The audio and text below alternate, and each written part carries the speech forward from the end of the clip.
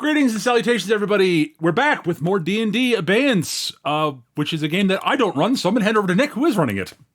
Yeah! So, here we go, guys. You were all doing fun detective legwork, going to the physical world. You were able to track down where the spirit of Alex Hernandez had wound up, although you were not able to locate his body, but you believe that you found the place that it was moved to. Mm-hmm.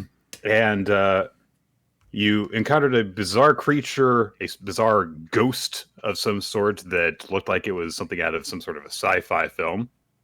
But when you addressed it by the name Alex Hernandez, Alex and his ghost Betty were reunited. He resumed a form or assumed a form, I suppose, that looked closer to what he looked like while alive, and then passed out. Resumed, perhaps. Maybe.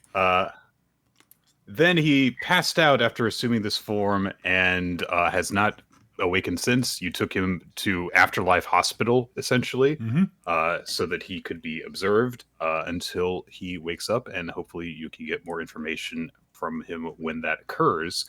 But in the meantime, you guys have, other stuff to do. Each of you has gone off and done a few different things in the day or so that had passed since then. The last thing that we left off on was Eric finally meeting with his overseer, parole officer, whatever you want to refer to them as. Something like that. There was definitely some therapist vibes going on there.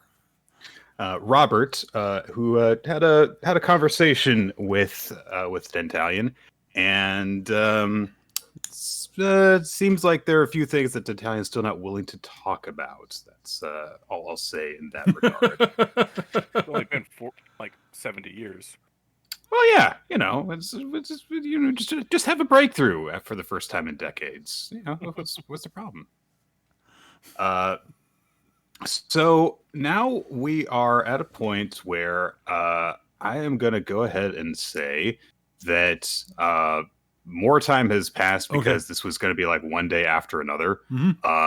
So it is Friday, which is the day that Dentalion and Gideon had been invited to a get-together that was being hosted by another Reaper named Therese, co-hosted by yet another named Giorgio.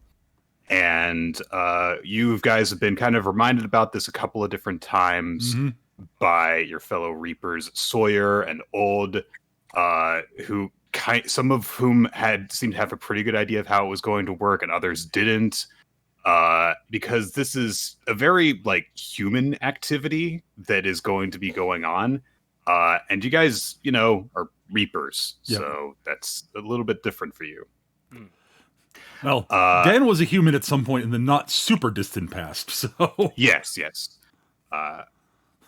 So, that's happening tonight. But before we go into that, I actually want to pick something up with Tan. Yes. So, Skitch. Tanars, went with these guys, and you were able to work together, find some things out. There was a nice moment where Alex and Betty were united. Betty is now basically, if not staying by Alex's side while he is comatose, is regularly being given chances to visit him while he is recovering. But unfortunately, due to some connectivity issues that we had in real life, there was some of the usual stuff that I'm sure that you would want to do. We can, take care of that now if you'd like to, in terms of, remembrance or anything like that. Okay. I'm sorry. Can you read that last bit right by me? I'm sorry. No, that's okay. So, basically, I just wanted to give you just say if you wanted to, we could say Tan has I know you were throwing some ideas around Mhm. for something we could do for Alex, but that could also be something that Tan is just currently still working on. So we don't have to finalize that right now. Yeah, I have a general idea of what I want to do. I just don't know if I have what is necessary there. Mhm.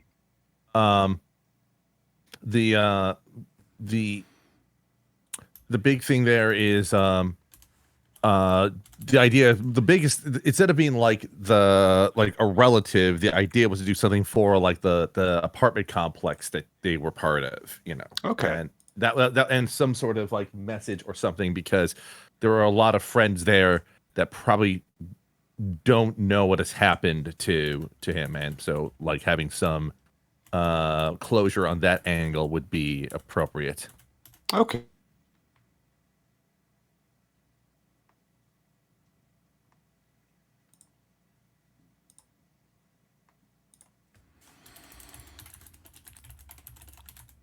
Oh shit! Hang on.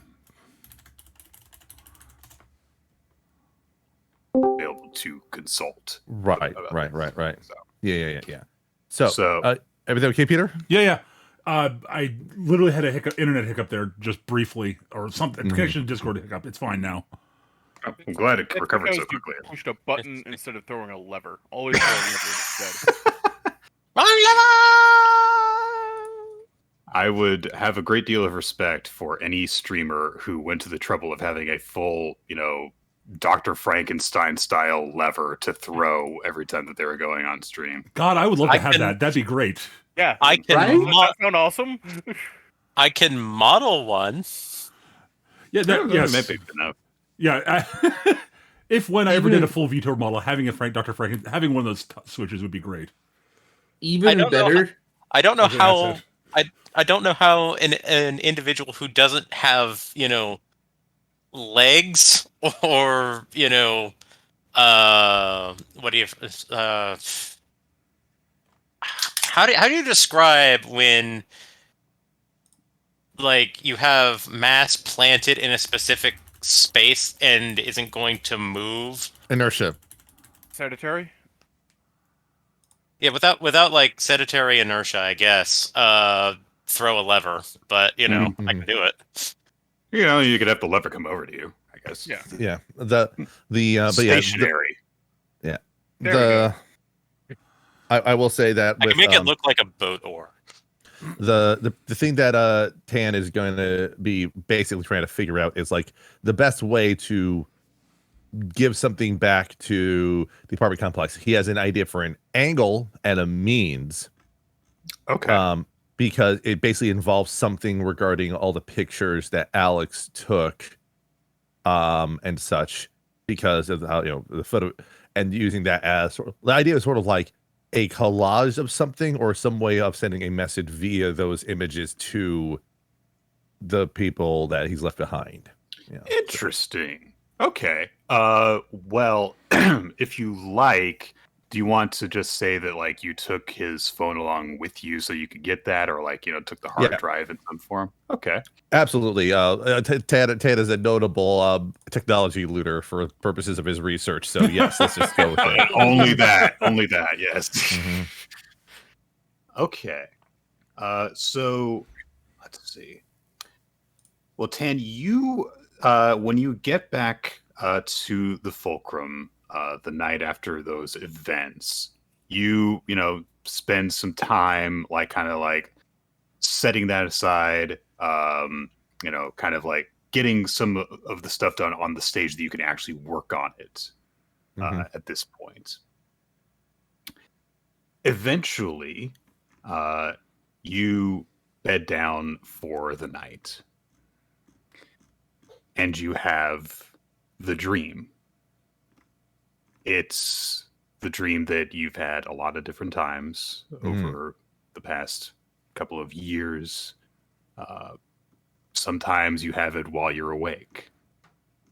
You hear a voice that you can't quite place, but you can understand it clearly as it speaks to you and says, "Where are you?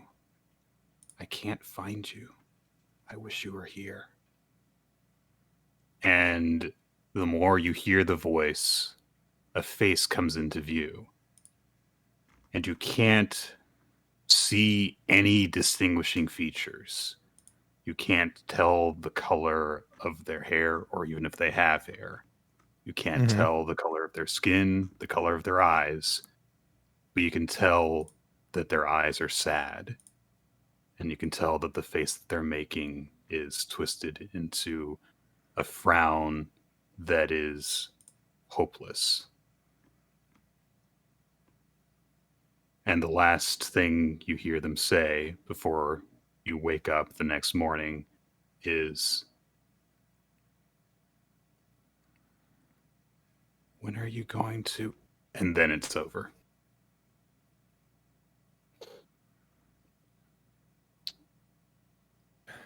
Like, yeah, Tan sort of, snaps awake, sits up with a soft sigh, and just sort of just sits there quietly for as long as they can before it's time to get up and get to, well, doing things. Not so much work, but But. Yep. You've got a day ahead of you. All right.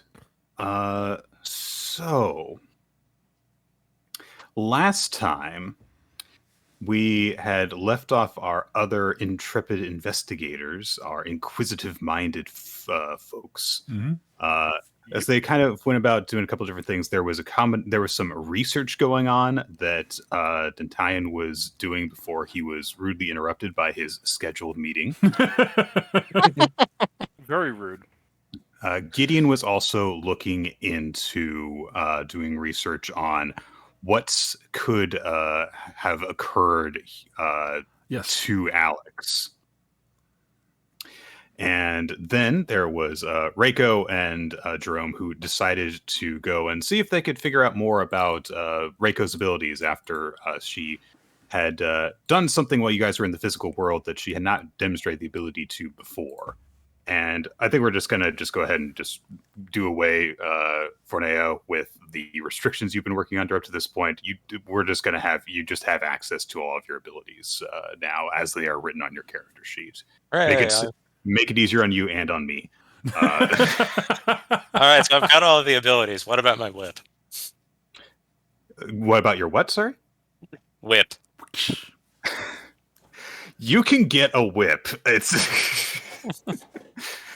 like if you decide after it's all said and done, it's like, I feel like I want a whip in case we come across something that has claws that tries to touch me again. You can get a whip very easily. Yes. That's not going to be the motivation for having a whip, but she will definitely see about picking one up in the fulcrum next time she's over there.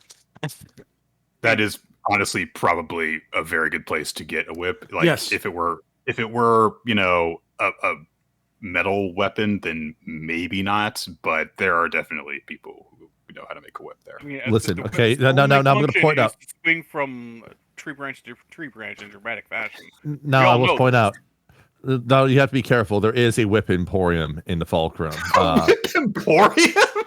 Listen, okay, the owner likes to speak it up. It's not that big. It's like a 10 by 10 foot room, but they call it the emporium. That's all that needs to be said. What's really useful, though, is that at least one of the whips is made by one of those fake rose vines that one of the other residents made. So it's actually kind of a nested series of creation. So... Wyrod, can I just say that, the more that you describe all these aspects of the afterlife, the more I want to go. That can be arranged. I mean, I'm kind of glad you feel that way. So I won't get too deep into it now, but I am glad you feel that way. I can look how I want, I can dress how I want, because everyone's making something. There's whips all over the place. It's great.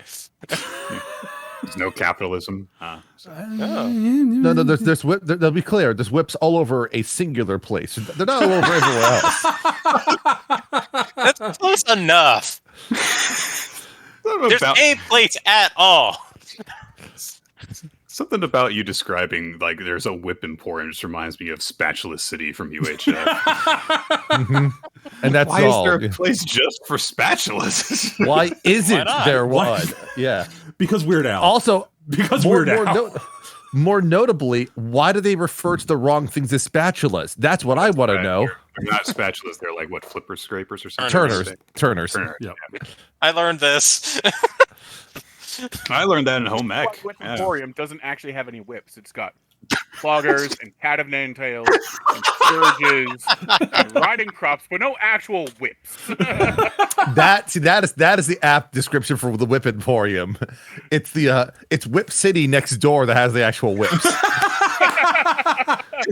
It's actually the Whip Emporium, and it's just like an adult store.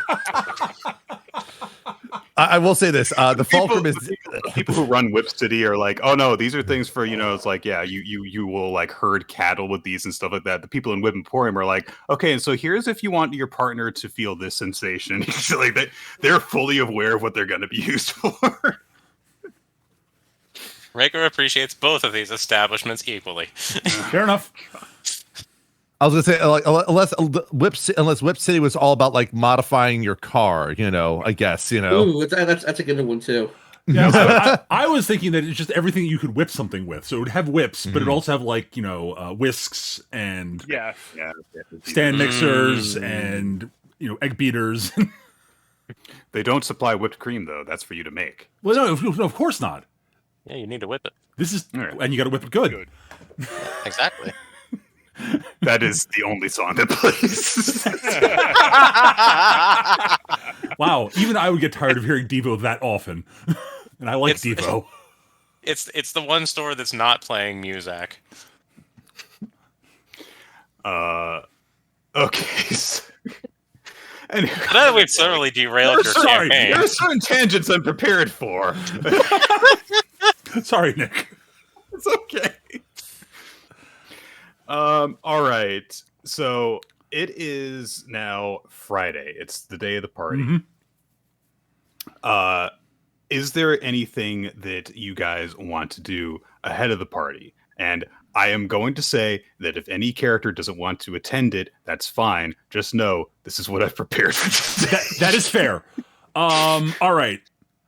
Unless something particularly of interest has come up doing research, Gideon will just basically end up going back to normal everyday activities for Gideon. Like with the occasional additional bits of like interspersed with bits of research, but he can't let his actual his normal tasks fall by the wayside. That would be wrong. Mm-hmm. There's also the occasional distraction from Reiko having a question. Oh, and which Gideon will be very happy to answer. over at Jerome's place, he's got the ironing board folded down from the wall, and he's ironing his one good suit, which is like a nice like 1920s white like smoking jacket kind of like suit. He's like, I'm gonna we're going to the party, and he's just doing that in his room while getting ready for the event. Reiko is going to realize that it's that kind of a get-together, something that she's never been to before, and realizes that she really has nothing to wear for it. So off to the fulcrum she goes. So I'm going to lead on a long, selfish side plot involving only my character. I'm going to depart from the party for the next 13 sessions in order to resolve a burning question in the pits of my soul. Oh god, this does actually remind me of a time. Like I played with a group of family friends when I started playing D&D, and one of their sons was kind of allowed to kind of join in the fun when he was around 8 or 9 years old. Sure. But then he had his kid try to run away from the party, and his dad, who was the DM at the time, had to go look, if you want to run off, that's fine, but I just want you to know I'm not going to run a side campaign where you get to have your own adventures. That's just not going to happen. Either you stick around with these guys, or that's just kind of it. I mean, fair. Yeah, it's you get look. There's certain limitations that the DMs are willing to work. Yeah, with, so. I will say, having run Amber diceless, flashbacks. I mean, I love running it, but yeah, that is a game where part of the conceit is players will just occasionally wander off to go off to do stuff on their own, and you basically just sort of let them. That like the way it's supposed to work is, yeah, they go off, and if like you just rotate between the individual groups doing different. And like if there are people who are hanging together while you're dealing with someone else, they basically often happens is they just role play and they will only get your attention if something needs to be resolved mechanically. Mm-hmm. Because it's a diceless system and you need the game master to resolve things mechanically. All right, so Reiko goes to get some clothes. I will also say that since we did establish last time, Peter, that you were doing research specifically on what could cause the corruption of a spirit this way, you start going into like records of this stuff. You do find a number of different, records of stuff that has happened to people, such as, there are cases of Iwangui, which are spirits of people who died wrongful deaths. You get into like some really old stuff involving Kiris, which are like spirits of vengeance and the like. But in the time that you have to work with, which is, a day basically before this meeting, you aren't really satisfied with any of the cases that you come across. Okay, it's like, so there are things that do this, match. but they don't line up properly. Not only are there things that do this, there are a ton of things that do this. Which doesn't really surprise me. It's one of those, haven't seen one of those in a couple of millennia. Haven't seen that in a couple of centuries. And then, okay, yeah, right. Oh, yeah, that's a thing. I've heard someone talk about that somewhere. All right. Mm-hmm. In terms of the activity that they cause. And also one of the things that's working against you is that because Alex's spirit was calmed so quickly, you didn't really get to see stuff that he was capable of doing. Right. Whereas a lot of the research that exists on these things involves what the spirit gets up to after it has been corrupted. So, for example, there are chindi that cause like tornadoes and storms. There are those entities that like will haunt a certain location, like poltergeists.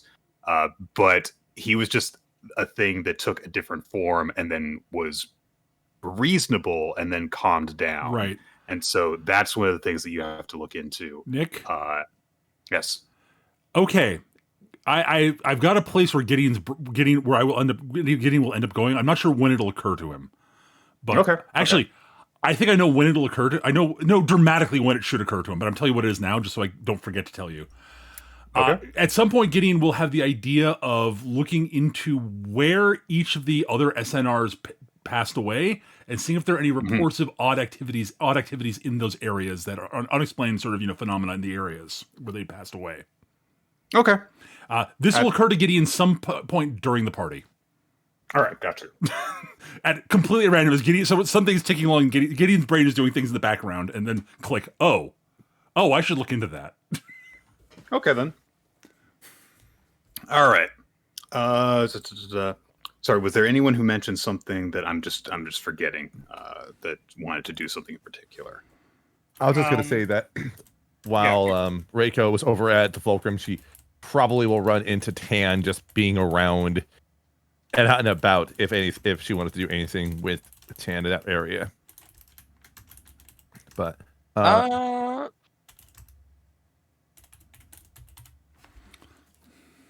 was thinking mostly, getting some gab going with the Weaver lady, but I have absolutely no qualms about involving Tan in some manner if you can think of something. Yeah, I feel like if you want to like be hanging out while you're getting your dress or whatever made, then that's yeah. Like I can picture just Tan being alongside, like acting as the surrogate like model because Tan can just use their ability to just sort of shift into whatever clothes they want. Oh my god, that's fucking brilliant! Wow. Dang. Neat. I mean, like it's just now. Granted, this would be an extension of the shape change ability to make it work beyond what its normal intention is. So I think it makes sense for him to be able to do this in the afterlife in particular, just because why not? Mhm. So it's just like, so like while Reiko is describing what she wants, Tan is just sort of like just Computer modeling it. in real time. It's a very good idea. Skitch, I'm going to do something that I've done occasionally, which is just like at some point during the session, if you want to have advantage on something, you just get it. You just take that once this session. Nice. Mm-hmm. I will take that. And Uh, Okay, so we've got you guys kind of run into each other at the Fulcrum. You go to visit Maple, the seamstress, and she gets to work on doing something more party get together appropriate for you, which she's very excited about. oh, I can imagine. There is she goes through a bit of a combination of disappointment but also understanding because instead of just making a bunch of different things for you to try on, you've got Tan just kind of like simulating them, which is less work for her, but also like, I mean, you know, she gets to dress her client in less stuff. But she's understanding for like the timetable you're working on. This is, you know, something you've got coming up in like a day as opposed to, or like later this day as opposed to, you know, a week from now. Oh, absolutely. Reiko is like totally down for like dress up once she gets back if she doesn't have something pressing to deal with. I'll make something very important that whatever Tan is doing, whatever Tan like models in on themselves, it looks better on Reiko. That's important to note here. Aw, that's very thoughtful. That's very thoughtful and really funny to me because your charisma score is way better than mine. Charisma is not comeliness, so Yep. it doesn't It matter. is not. This is true, and trust me, I ride and die on that rule. No, it's I mean, yeah, if anything, Tan's high charisma gives them the ability to do this. I mean, like, yeah, Gideon's charisma is also very high. He's not particularly physically appealing because he's a skeleton. Yeah, let's see here. I'm less thinking about that and more just like how one goddamn. carries oneself and that kind of thing. Gideon's charisma is entirely force of personality. Like, I threw out a joke performance role for Tan to like engage in modeling stuff on behalf of Reiko to help. All right, so this catwalk you're pretty sure wasn't here before. Like at this point, all the living animals and like the Fulcrum are helping weave this like it's fucking Cinderella. Oh no! Oh god! It's not necessary, Tan, for you to go behind the changing screen and then come out and strut around each time, but it's less unsettling if what's in here. I'll do this in character. The last time I did a wardrobe change without going behind a screen, it was deemed too smooth and unsettling for even immortal eyes. So I adjust as necessary. So, and he will just continue to just assist as needed. yeah, Oh, I think you've just got it going on over there, huh?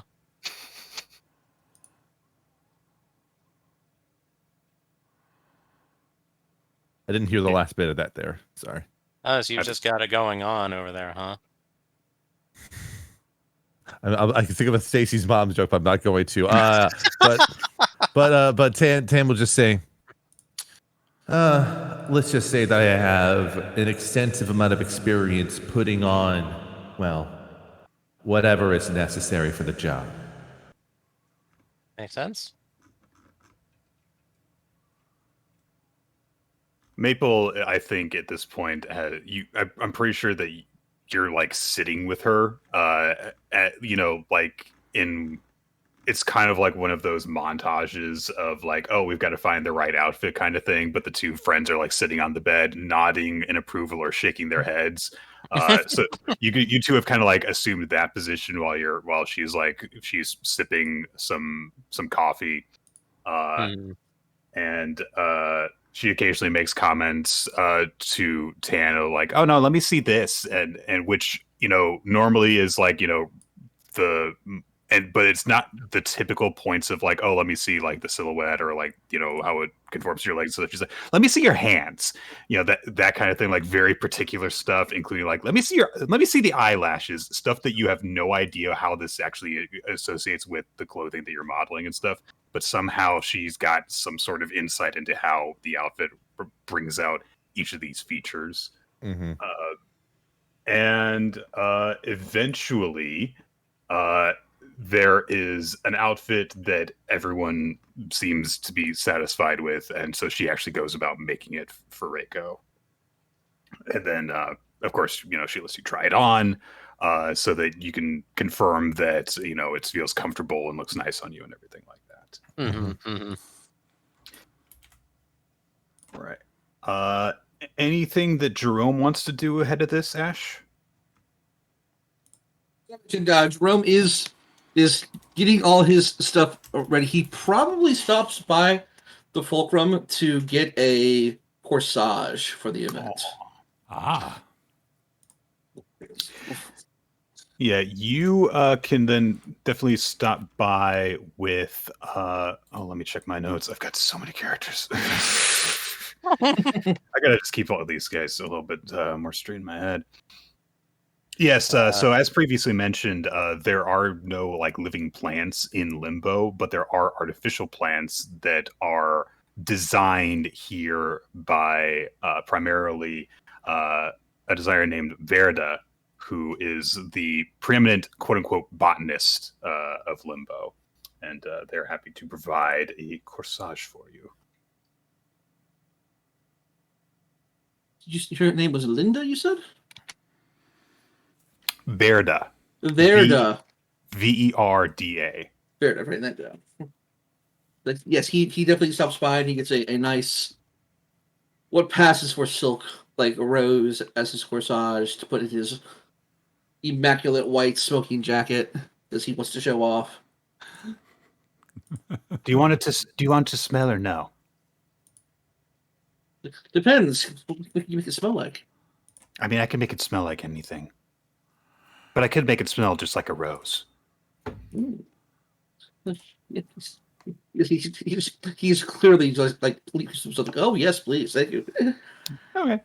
And yeah, when it's brought out to you, it has been basically been constructed with some sort of combination of perfumes and scents that give it the very genuine seeming smell of a rose. Like Jerome just takes a step a bit. He's suddenly hit with this very like nostalgic smell of when he was alive. He knows it's not quite what it is, but at the same time, it's enough to bring him back to like some old memory of his back when he was a builder. He's like, oh, that is very potent. Yeah, try not to get too distracted by it. Sometimes, if people aren't used to it, then they can kind of just... It's kind of like drugs for some people, falling a bit too deeply into the memory. So try to remember that but of course, enjoy it. It's going to look great on you. He kind of like puts it in, looks himself in the mirror. It's like, I do look fabulous, don't I?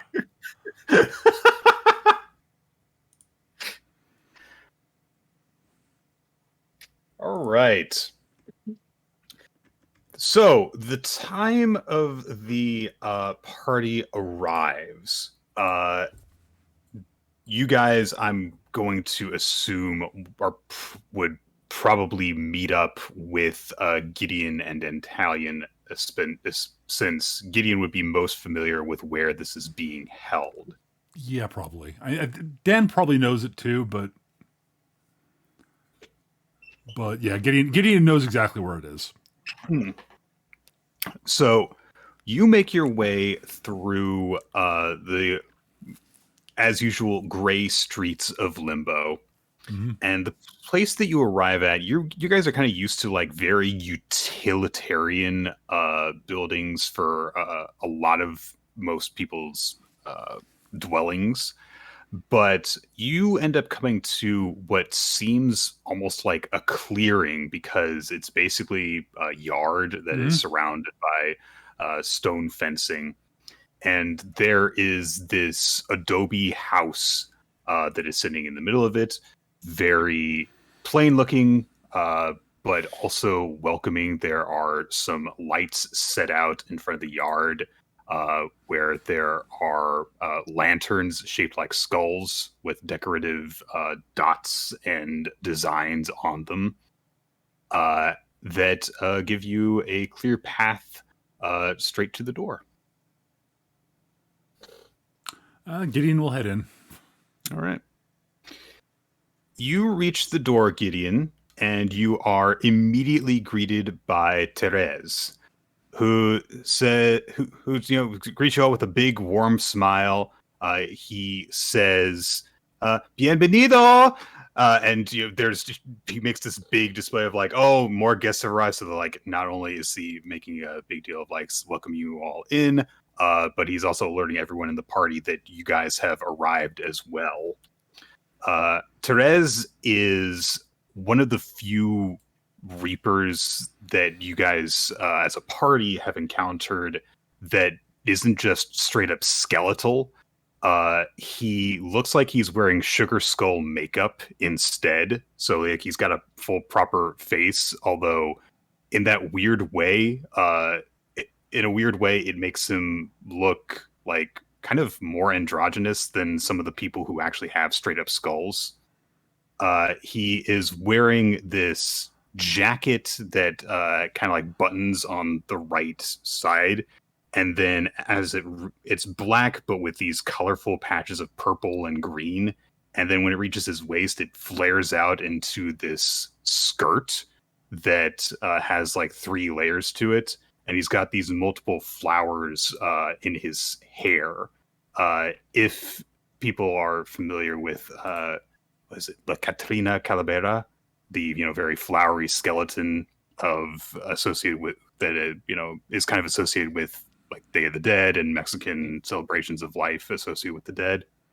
Mm-hmm. Then there's a lot of that going on with how he makes himself up. Mm-hmm. And he swings open the door and welcomes you inside, and you immediately get that vibe of like, okay, this house wasn't as big as this place looks from the inside.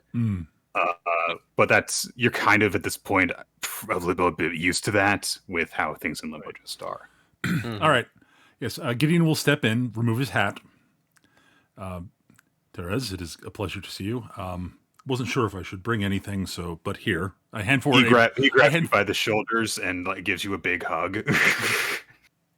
Gideon sort of is like, right, Therese, yes. It's sort of mentally going, right, this is how Therese operates. Got it. Yes. It's good to see you, as I said. Hopefully this is still palatable. Oh, you brought something. Yes, it is a bottle of wine I was gifted many, many years ago. Anyways, please. Yes.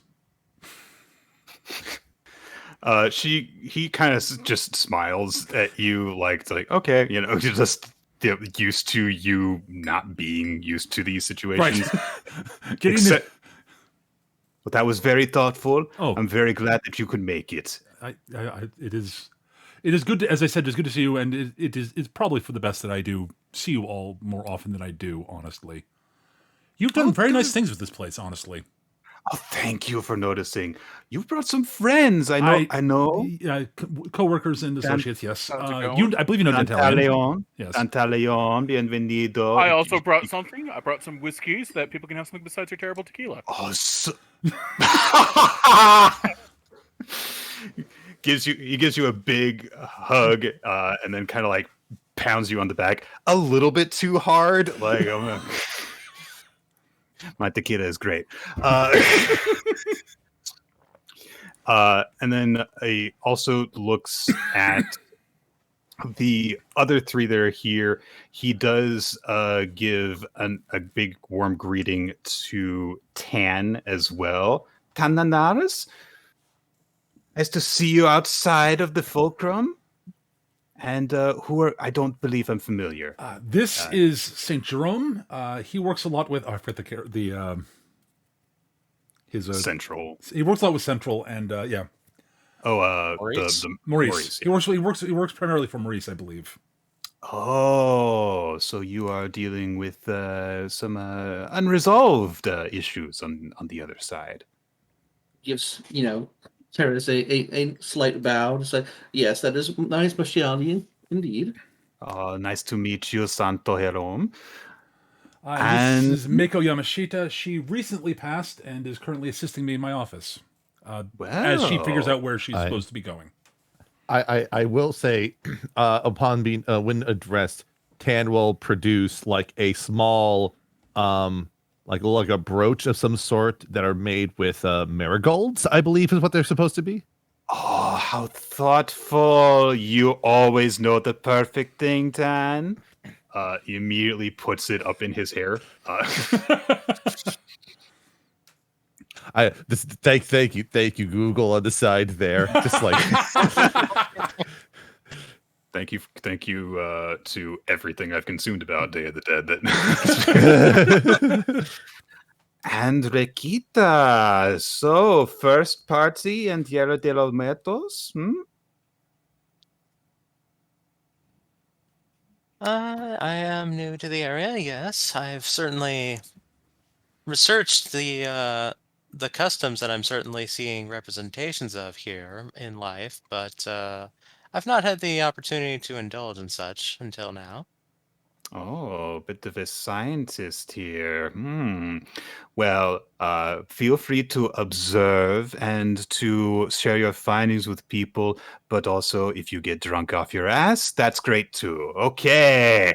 And he claps his hands, waves you all inside, and She politely says nothing about that because she doesn't agree with that plan.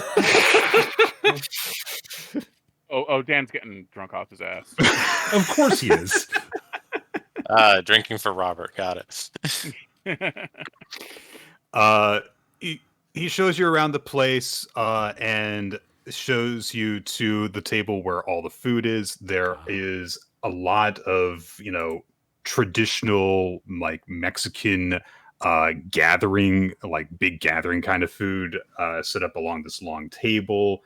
There is, there's huevos rancheros. There is, like a lot of stuff that you would also see like being left out at the graves of the dead at Dia de los Muertos in particular. There's a little bit more focus on that, tamales and stuff. And in addition to that. I just like the idea of just like someone leaving huevos rancheros at like someone's at someone's grave or something like that. Yeah, it's a combination between that and like straight up like like family gathering or party food kind of stuff. There are also a few things that are clearly like not Mexican dishes. There is some stuff that looks like a moussaka, like a Mediterranean kind of stuff. There are also so for Gideon, you recognize what the contribution that Sawyer brought is, because every time that Sawyer comes to one of these, they hear like Mexican party thing and go for like American perceptions of Mexican food. Right. So in this case, they have brought jalapeno poppers. Right. So there's a plate of those sitting there. And the Reapers that you guys have all met to one degree or another are here. Giorgio is the next person to greet you. He is this just like pure white skeleton that, I mean, a lot of the Reapers are skeletons, but he looks like a skeleton that has never been like, never had flesh touched it, basically.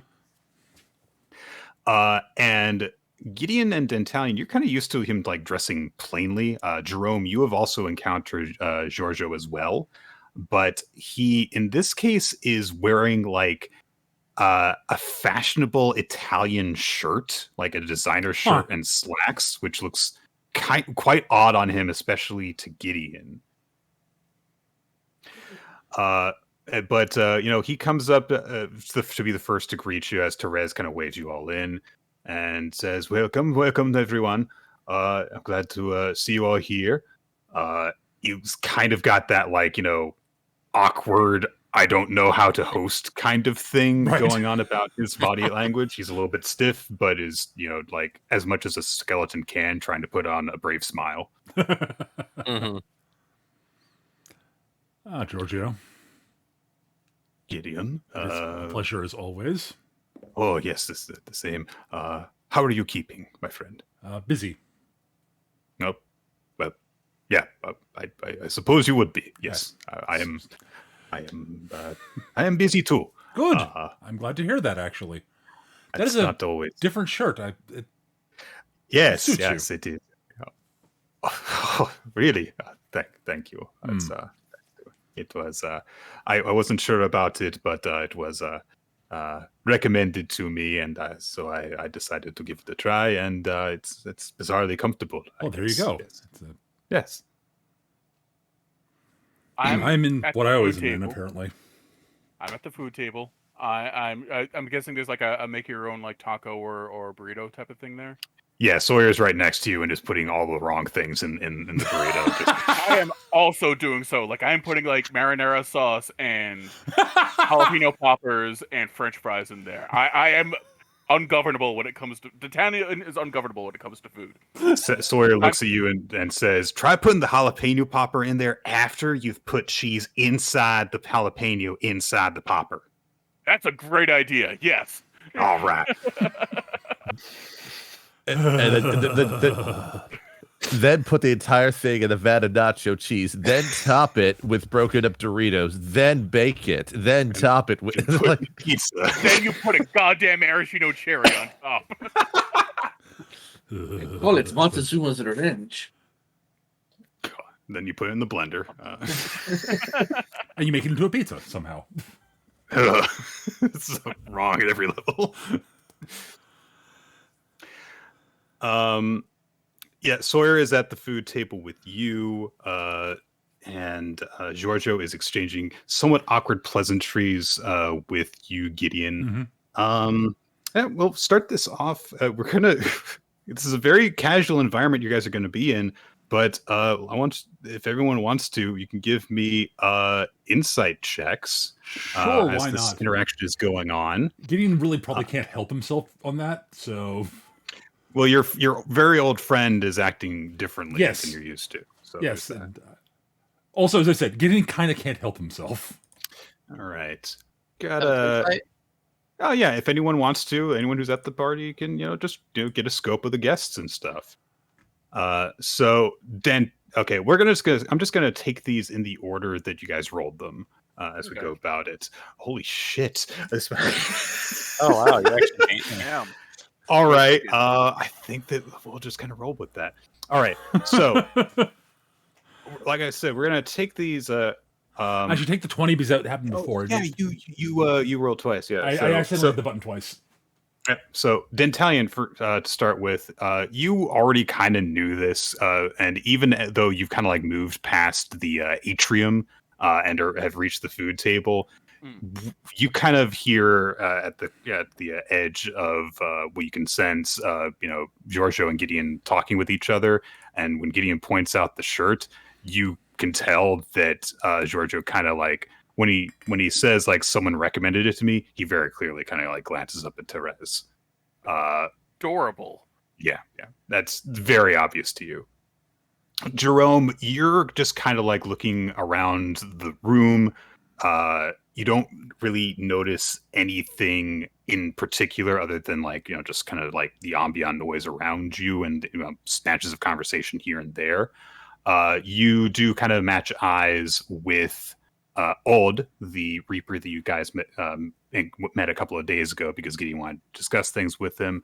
He's still there wearing his mask, not decked out in leather because he's in a much more casual kind of casual clothing. You see snatches of skin for once that aren't covered by all the leather as he's wearing jeans and a long sleeve shirt.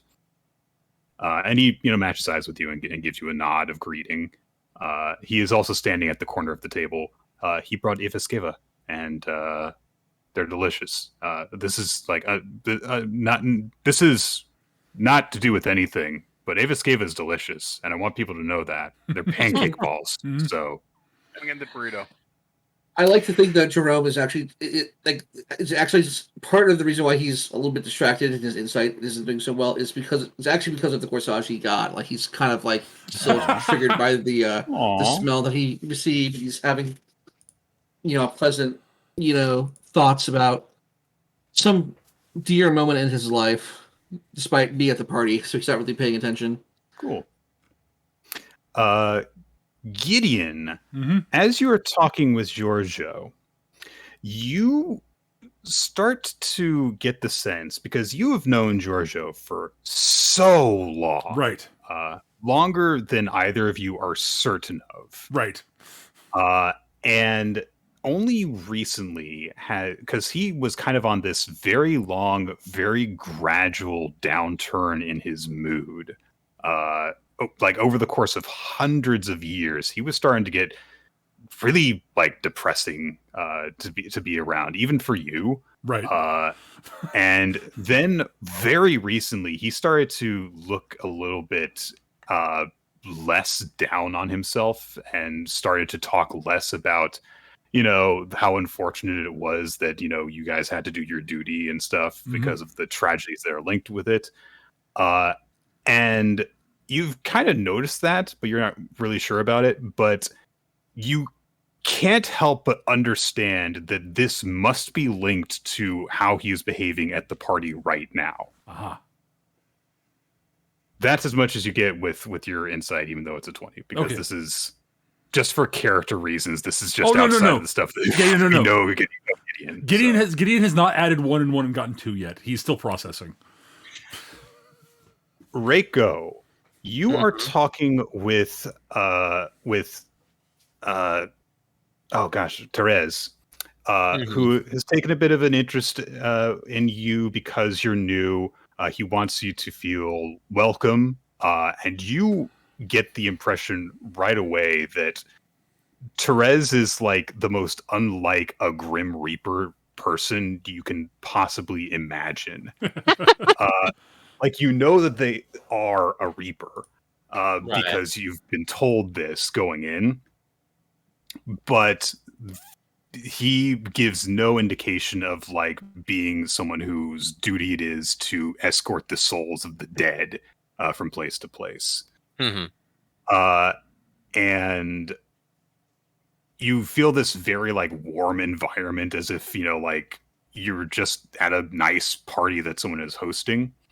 And also you get the impression that this is not like a show that they're putting on for you or for the rest of the group.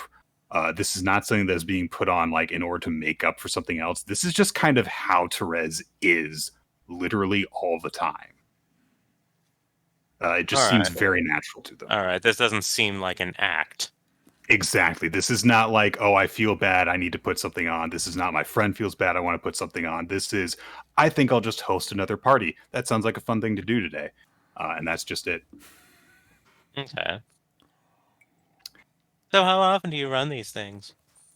It's hard to get everyone together, It's everyone's always very busy. If it were up to me, every domingo. Once a week at least. But, everyone kind of gets tired of it. And, I have to admit, doing it much more seldomly is a good way to make it seem special. So it tends to be, once every few years now. But I am hoping I can convince people to make it an annual thing. That would be nice. This is quite lavish. What inspires? What inspires? Huh. Everything. The people that I meet in life have so many things to offer me, just as you and I have so much to offer each other. Every person is a new source of inspiration, things to remember and be proud of. And So, everything that you see around you is a little thing that I've taken from people to help to celebrate them and to celebrate myself and to celebrate with my friends. Hmm.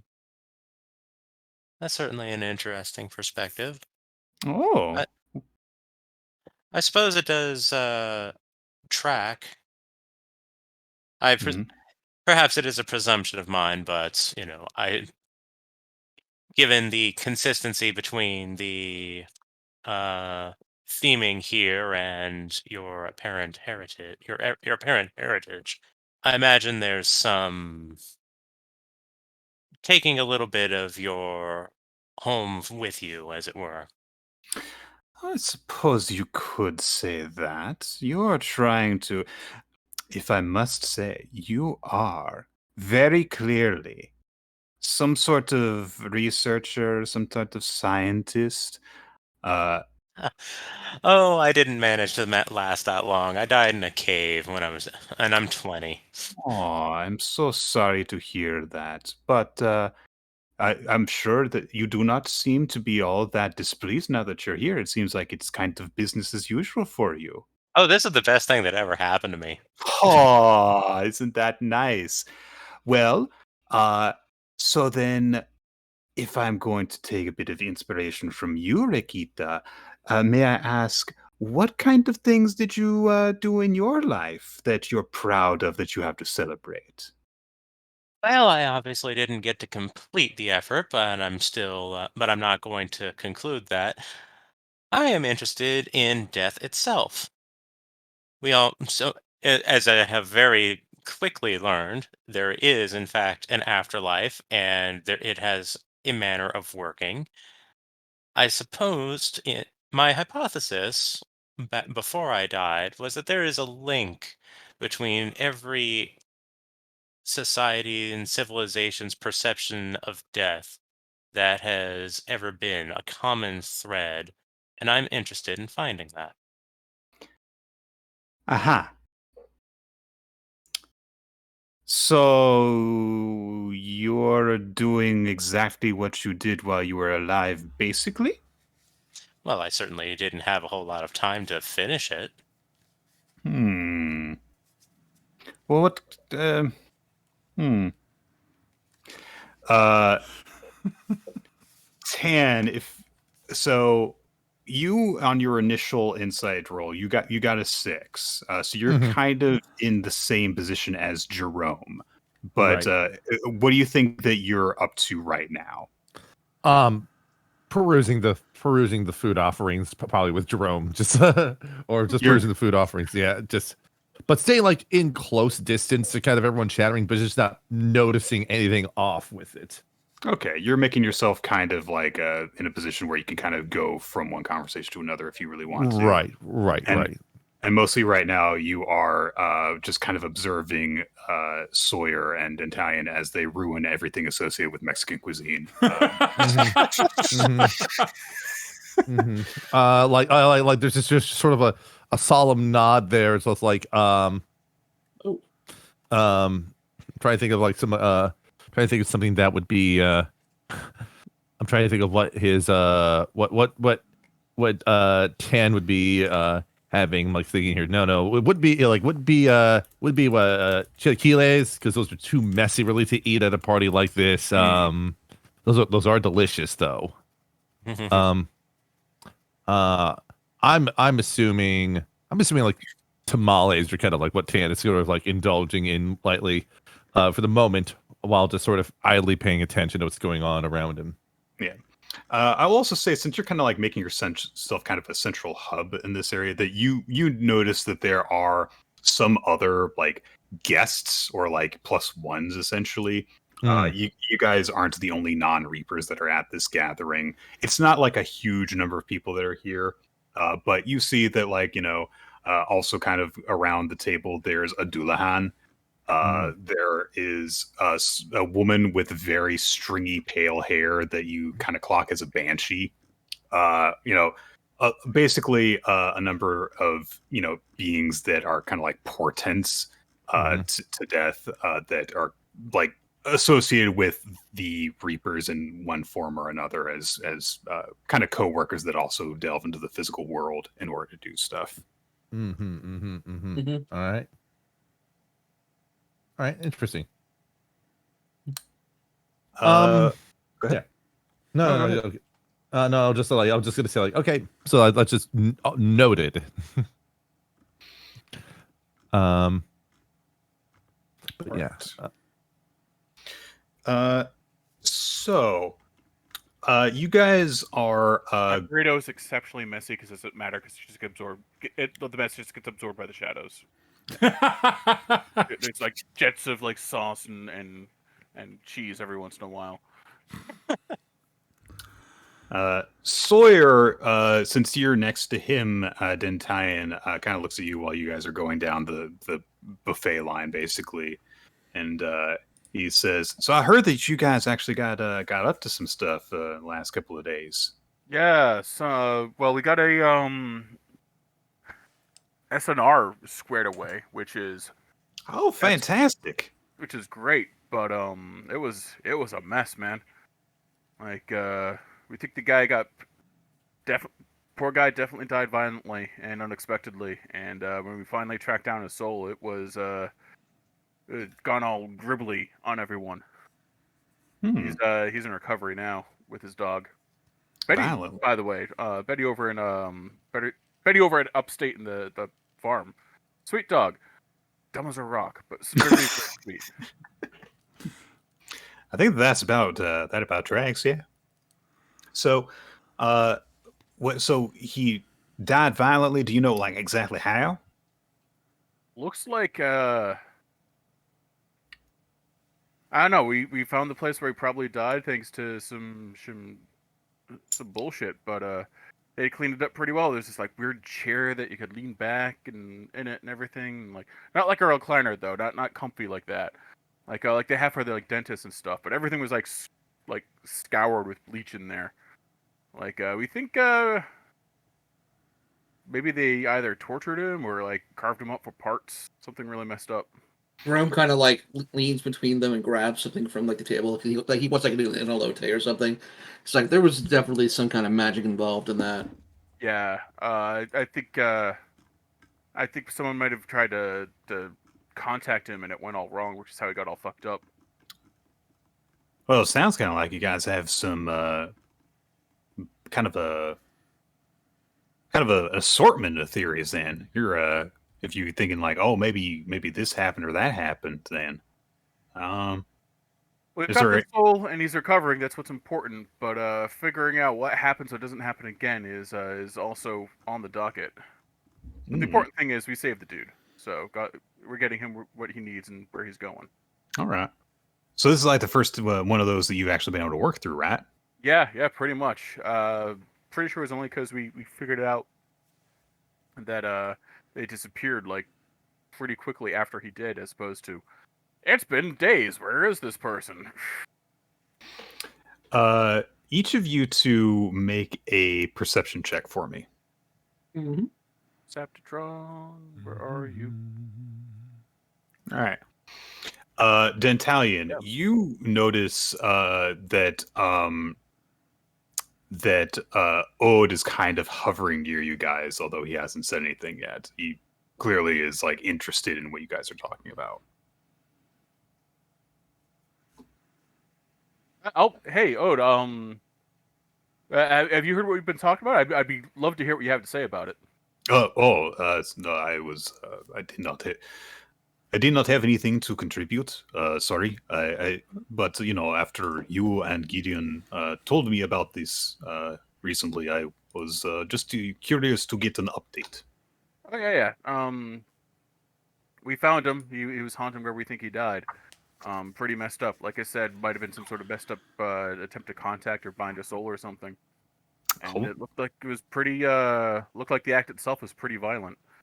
He was haunting it. Kinda, yeah.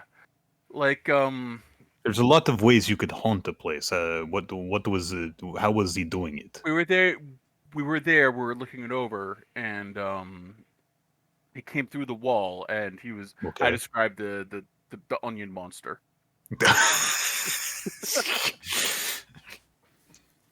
I'm going to say you use the term onion monsters at this point, which is not in any way helpful to him. But so But he didn't get a chance to do much because we had his dog Betty with us, who had also passed. And she was able to pick up that was maybe him, and we were able to talk him down and get him taken care of. how did the dog pass? I'm sorry, I didn't catch that. How did the dog pass? We don't know. Yeah, according to her, they were out for their walk, and suddenly she was at the farm. It's very curious. All right. Well, thank you for the update. I'm going to. This is getting very weird. It is really weird. Do you know if anything similar like this has happened in the other SNRs? I've been doing a bit of research into like a bunch of different things. I haven't pulled anything up yet. But I don't know. There's so many of them lately, and it's filings like getting through the files is pretty rough. So what was that? These does seem to relate to all of us in one way or another. So yes, if you learn anything else, I would love if you updated me. oh sure, yeah, I can keep you updated. Not a big deal. Good. Okay. Jerome's eyes kind of narrow as he's eating the elote. He's got a little corn on his like face as he's doing it, but you've got a little something, but oh yeah, thank you. You're, He kind of gets it off. Sawyer kind of like, oh hey, hold on, and like kind of like dabs it off with a tamale. It's like, all right, let me try this.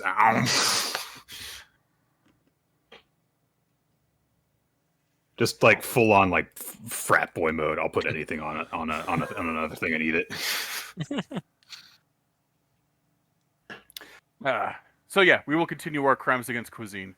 I want to imagine that like Sawyer died of like just the worst like intestinal trauma ever in the New World.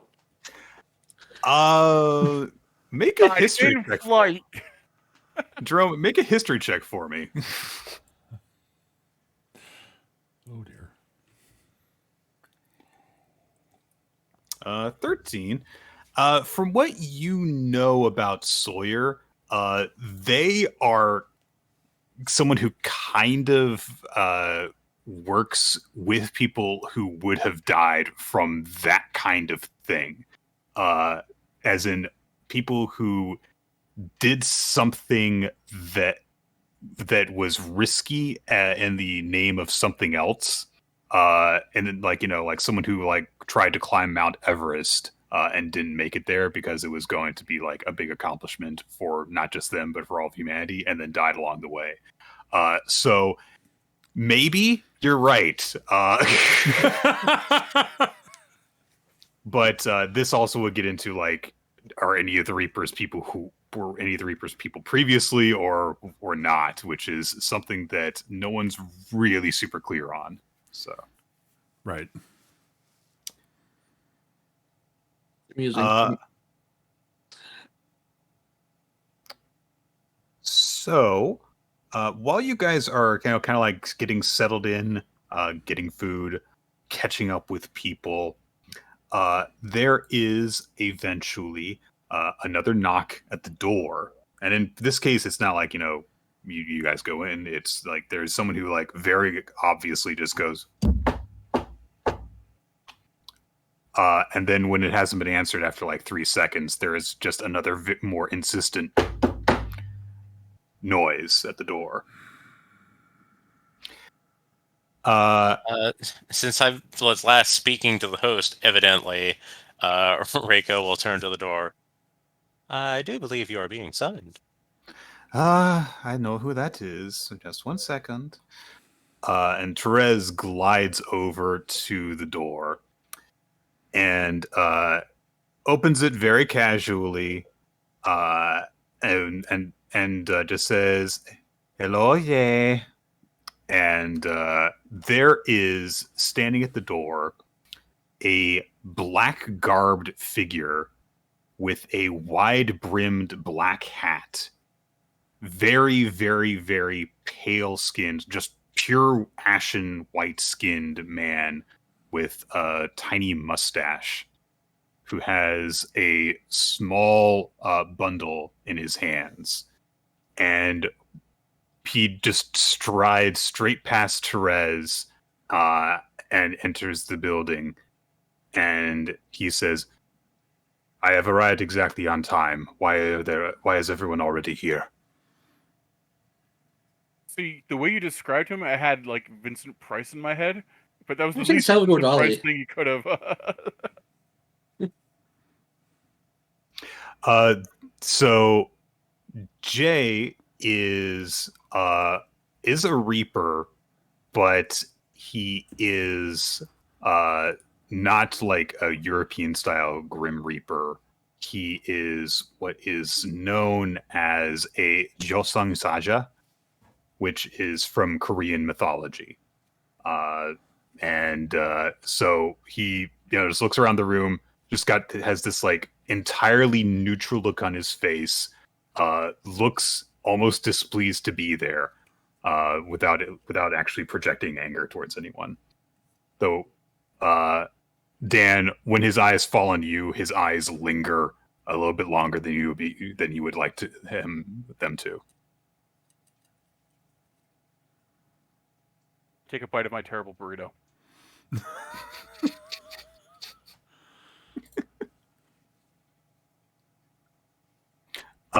Without looking at Therese, he hands the hosts the little bundle that he was carrying, and says, "I have also brought a dish, as is acceptable in this kind of gathering."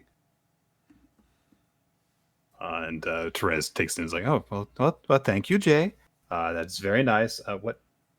And it's like this thing that he can just cup between his hands. And, what is it?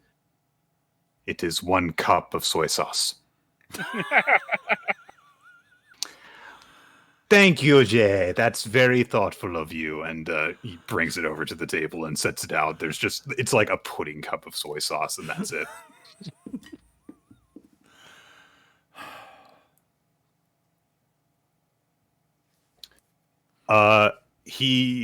Jay looks, like almost robotically, his eyes swing from one party goer to another. He starts off with Reiko because you're, in the front of the building, and he says, "I do not recognize you. You appear to be someone who has recently died." You are absolutely correct, friend. "I am not your friend. We have just met. Perhaps we can become friends in the future, but we are not currently friends." You are quite correct. Good. It is good that we have established this. I am Jay. I am a Reaper who works alongside Therese and the other Reapers in this building. I am Yamashita Reiko, recently deceased researcher of death and current temporary assistant to Reaper Gideon. How are you a researcher of death? Do you study the ways in which bodies decompose? I research cultural considerations and phenomena regarding the concept of death. I see. If I should probably recognize just what the hell kind of appropriate figure this guy is. You want a history? Yes. So if you want to do that, or it can also be religion, either or. It's the same thing. Yeah, religion would probably be appropriate. Religion, because we were talking about like that whole death thing, and if this guy is a Reaper, then that's kind of tied to that. Yeah. I'm gonna do my reroll. Okay, sure.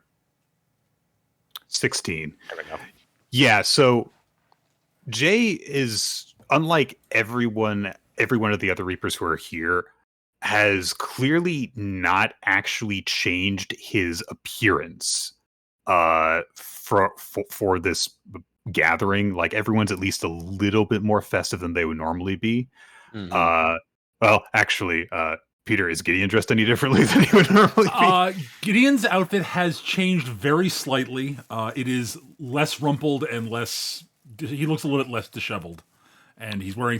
He's got a bit of wearing a suit underneath his Columbo-esque trench coat. Gotcha. He has not actually changed. That's just because that is what is expected at a party like this. Therefore, his outfit has changed. Yes. Jay has clearly not changed his outfit because he is basically, and Reiko would know this, looks like an archetypical Josang Saja, which is a traditional Korean depiction of like a messenger from the other world, or in a lot of myths, a essentially version of a Grim Reaper. Right. They are, that they are typically portrayed as like unrelenting and unstoppable in how they go about stuff, but they are also very prim and proper. In fact, in more modern depictions, like if they show up in like pop cultural stuff, they tend to get portrayed as like businessmen. Right. So he is, like just kind of like staring unblinkingly at each person that he turns to, but you're not really like picking up malice from him or anything like that. Right. Like I'm getting kind of like, you say businessman, but like I could also totally see like that description applying to someone who's military. A little bit, yes. Okay.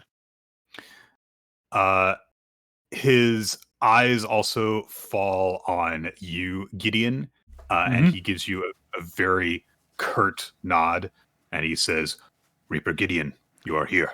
I am Jai. It is good to see you as well. Well met. Indeed.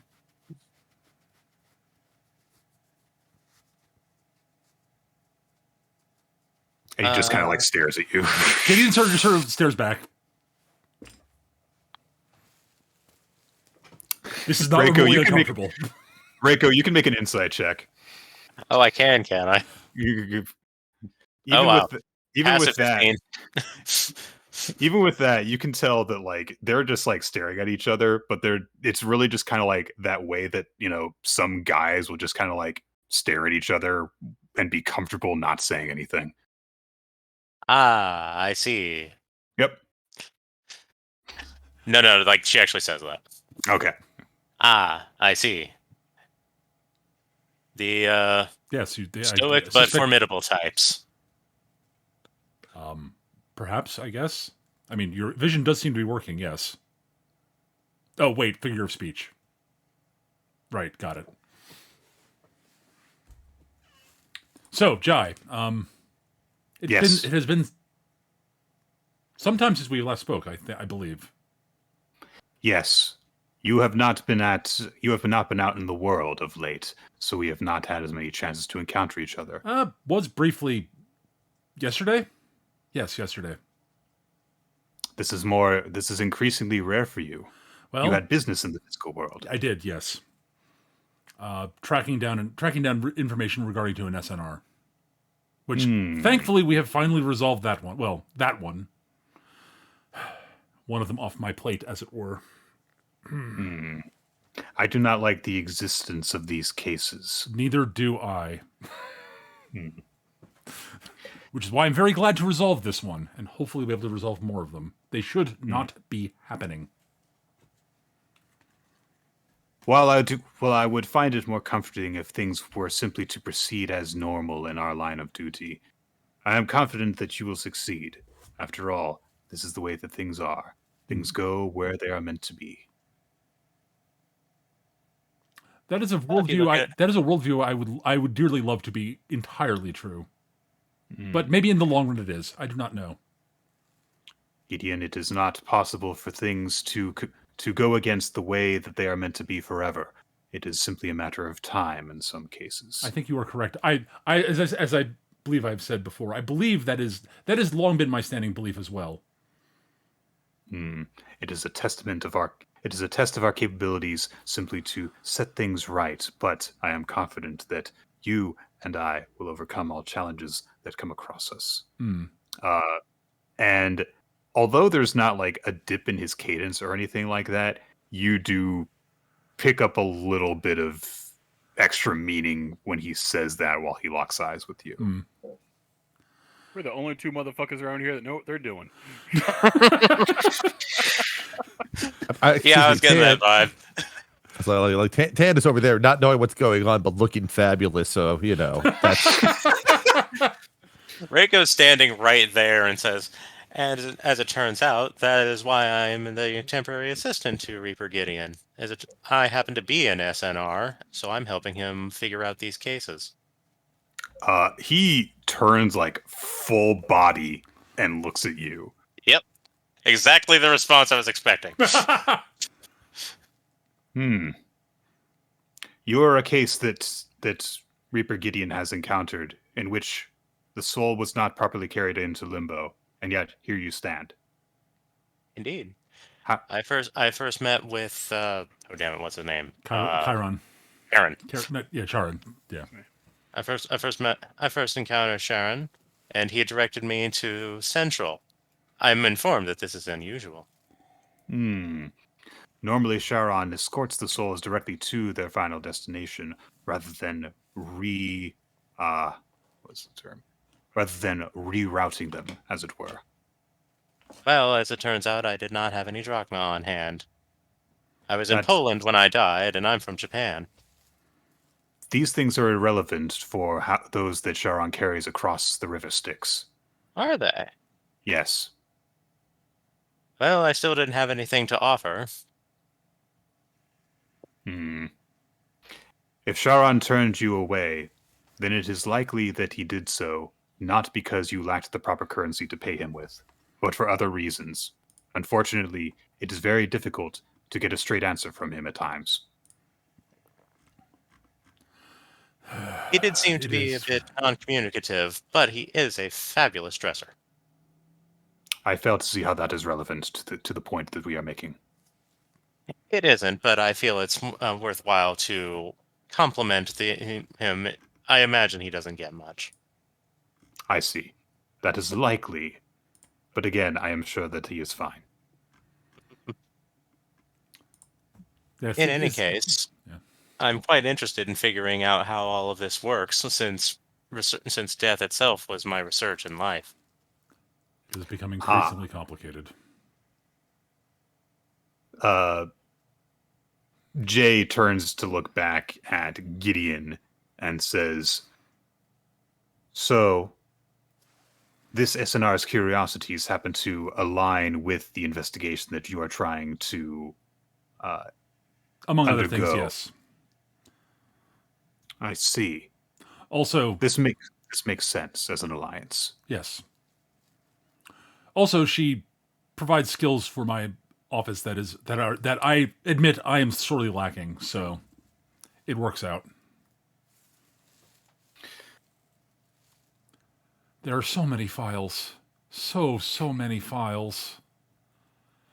I do not. I still do not see the need for all of these records. I have only ever needed one record. Indeed. And for your task, it is eminently appropriate. I've been told that these files are eminently appropriate for my current occupation, and given my morphological nature, I'm unlike I generally assume that to be the case. Reiko, as they're talking about this, you see that Jay is holding what looks like a scroll in one of his hands, and you also know the record. Yeah, that basically, from your understanding of Josung Saja, they basically carry a list of names of lives that they are to take from the world of the living, and they follow the list, and that's it. Right. Yeah, I had a feeling it was something like that. It's just like, all right, that's the list. They just follow the list like unquestioningly. What else is there to do?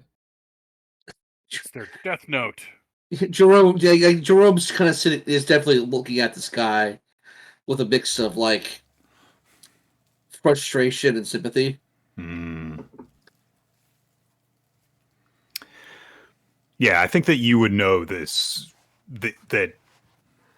Although you have never personally met Jerome, you would be familiar enough with this and also pick up on context clues to know how he operates. And yeah, it does strike a chord of familiarity with you. Let's see here.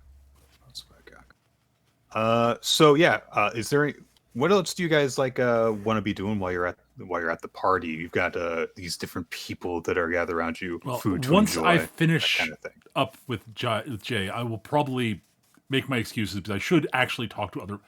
It is socially appropriate for me to talk to other people. That is actually what I will literally say to Jay because he will understand that. Jay nods as if you have spoken a universal truth. I will meander over to the food table, acquire some tamales and pandamorte. What is it? Can't remember what it's called. Hang on. Pendemuerte, yes. Pendemuerto. Yes.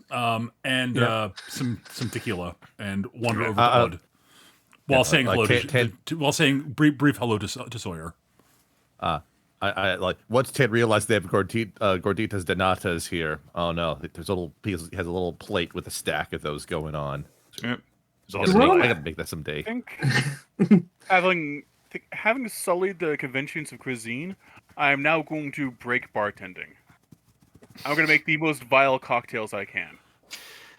Well. Try this. It's disgusting. Therese looks at you as you're doing this and is just like, I've got the pulque out. I've got the tequila out. You brought two different... You don't need to mix your own drinks. You understand that, right? I understand, but Therese, what is a party not for, if not for experimentation? Make a persuasion check with advantage.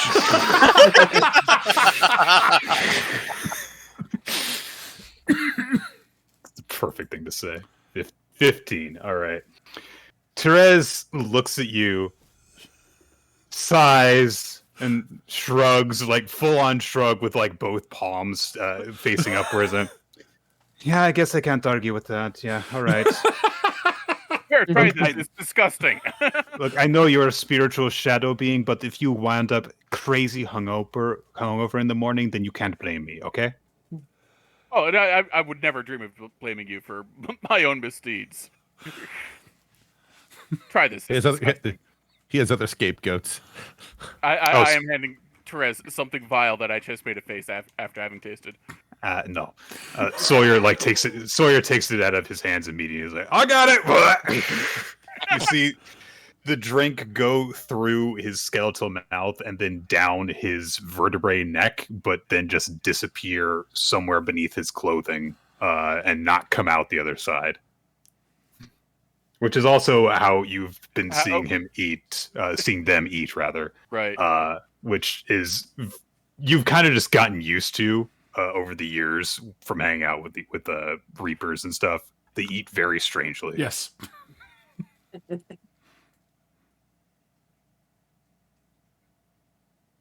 right. Who else? Jerome is mainly kind of like he's partying in the party atmosphere, but he's also kind of like keeping an eye out. Like this is like at this point in what's going on, he's kind of got some suspicions that maybe somebody in Central's involved in what's been going on, and he's trying to be he's trying not to stand out too much about it, but he's mostly engaging in pleasant conversation. Did Reiko ever mention the screaming sounds she heard as she died? Well, she didn't die at that point, was she? When she was in the cave to... I was in the process of dying. I did that whole thing. I did explain that when I was at the front desk with Head Dance and the rest of you. Michael. Yeah. So Jerome... So Jerome, who has, at this point seen the Banshee and the party, is kind of wondering, like, they're not that uncommon, but he's kind of debating whether or not he should ask her if that sounds like something that might have happened, or if he should not mention it at all in case she's involved. Okay. So you're deciding on that. Make a deception roll for me. This is not going to be a very difficult. There's not going to be very high DC. This is because you have specifically told me you're trying not to draw attention to yourself while you're thinking about these things. All right. Let's see. Yeah, I'm using my reroll for that. Really? Oh, that's terrible. Wow. All right, Jerome is a very twitchy looking owl right now. Jerome, you find a drink shoved into your hands. And you have like a chalupa de nata just like shoved in your beak by Tan unhelpfully. These are foods that an owl should not be eating. Listen, it has everything No an owl one should needs. be It having has the drink I just made. I'm pretty sure it it has- put tuna juice in it. Sentient beings had- should not be drinking the drinks Dantalian's making, but like it has sugar, cinnamon. It has like clotted cream. Everything that in a healthy owl's diet. There's an ice cube shaped like a sugar skull in it, which may in fact be a small sugar skull. Jeez. The sugar glider skull. Nice. ah, Yeah, so like Jerome does in fact take a drink of the horrible concoction that is given to him by Dan. Just like trying to blend in, doing a bad job of it. I'm assuming we're gonna want some kind of con roll for this. Yes, please.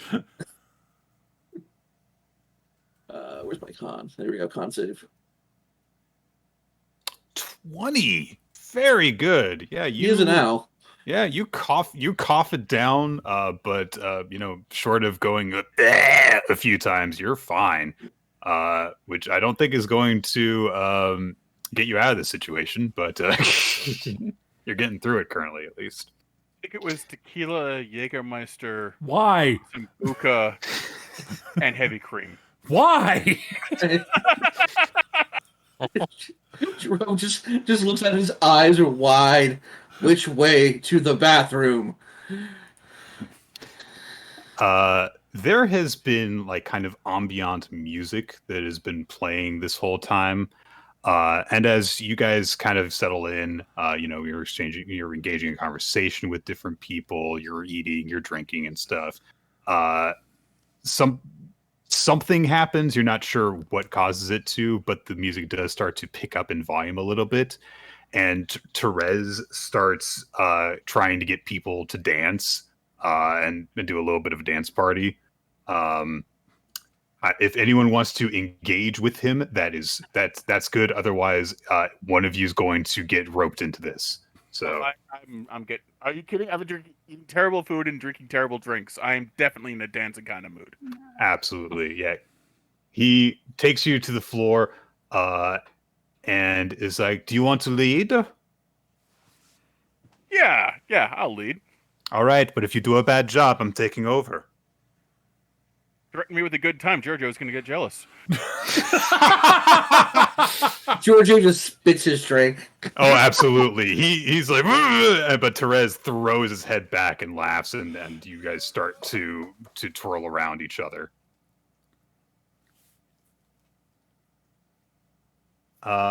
Yeah, much celebration is being had, and if anyone wants to, like, the dynamic of the room has changed. So if you want to be doing anything special, like for example, Jerome, if you want to like pay attention to anyone, like the Banshee or whatever, anything like that anyone wants to do, feel free to let me know. Yeah. You go first. I was going to say, like, because I had actually missed you talking about there being a Banshee present until you were talking with Ash about it. Yes, there are a couple of less prominent people that are there. Like, you guys are like, guests of the Reapers that actually got invited. There's a couple of like kind of portents of death associated beings that are here. In addition to that, so yeah, there's a Banshee. There's like a Dullahan. the being that's like carries its head around. Right. Yeah. Oh, I know those are. Yeah. Right. So there's a couple of those kinds of creatures, and yes, there is a banshee that is present. This very pale, kind of wretched looking woman with stringy hair that is there. Once Reiko has been disengaged from the various Reapers to speak with, that's actually going to be her first stop. Okay. And Jerome, if you want to get in on this, you're welcome to do so. When Jerome sees Reiko go up to her, he's like, "Well, shit, I better be up there in case something gets said." Mm-hmm. He pounds back what was left in that drink. Immediately regrets it. Oh, I should have just put it down. Like, why did I keep it? Okay. Yeah. So you go over to the banshee then? Mm-hmm. All right. She's just kind of like, the best verb is lurking, and off to a side of the room, being a bit of a wallflower. But she notices you. So she's doing exactly what I would do. Got it. Exactly what I would do. Yeah. So yeah, I, not Reiko. right. But she kind of jerks up when she sees you coming. Make an insight check, I guess. All right. Well, wow. I don't think good roll. Clearly, like, very surprised at being approached, and is definitely not used to people coming to her. And she says to you, and I'm actually going to hang on one second. I'm going to actually roll this real quick on my end.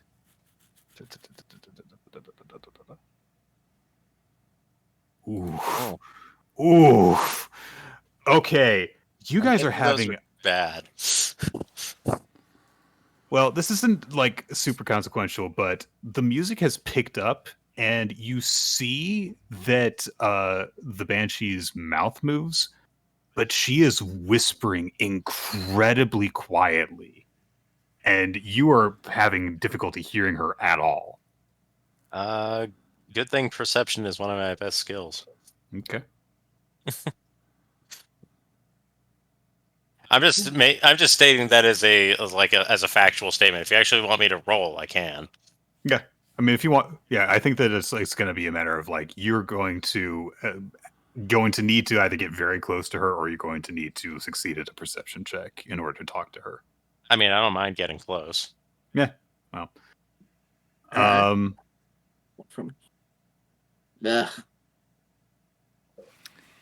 All right. Well, if you're going to approach, so how would you go about approaching her if you're going to do this? Reiko will be friendly, although not particularly smooth, because that is not Reiko's MO. Okay. Hi there. You look lonely. I'm not. Well, I just, I don't like to. I just don't want to. Hi. And literally, like, speaking at like that volume to you. Right. I heard that despite the music that I have playing in the background, but I think we get the idea. So I speak regularly from here on. Okay. Yeah, I won't put people through that. But that is essentially like she is whispering, and I think it should be obvious to you and to Reiko. She's a banshee, so she is being very careful. Absolutely, Reiko knows exactly what's going on. Yeah. So she's not even going to say anything about that. Okay. Like, what was I going to say? Well, you're over here on your own. Everyone's over there, and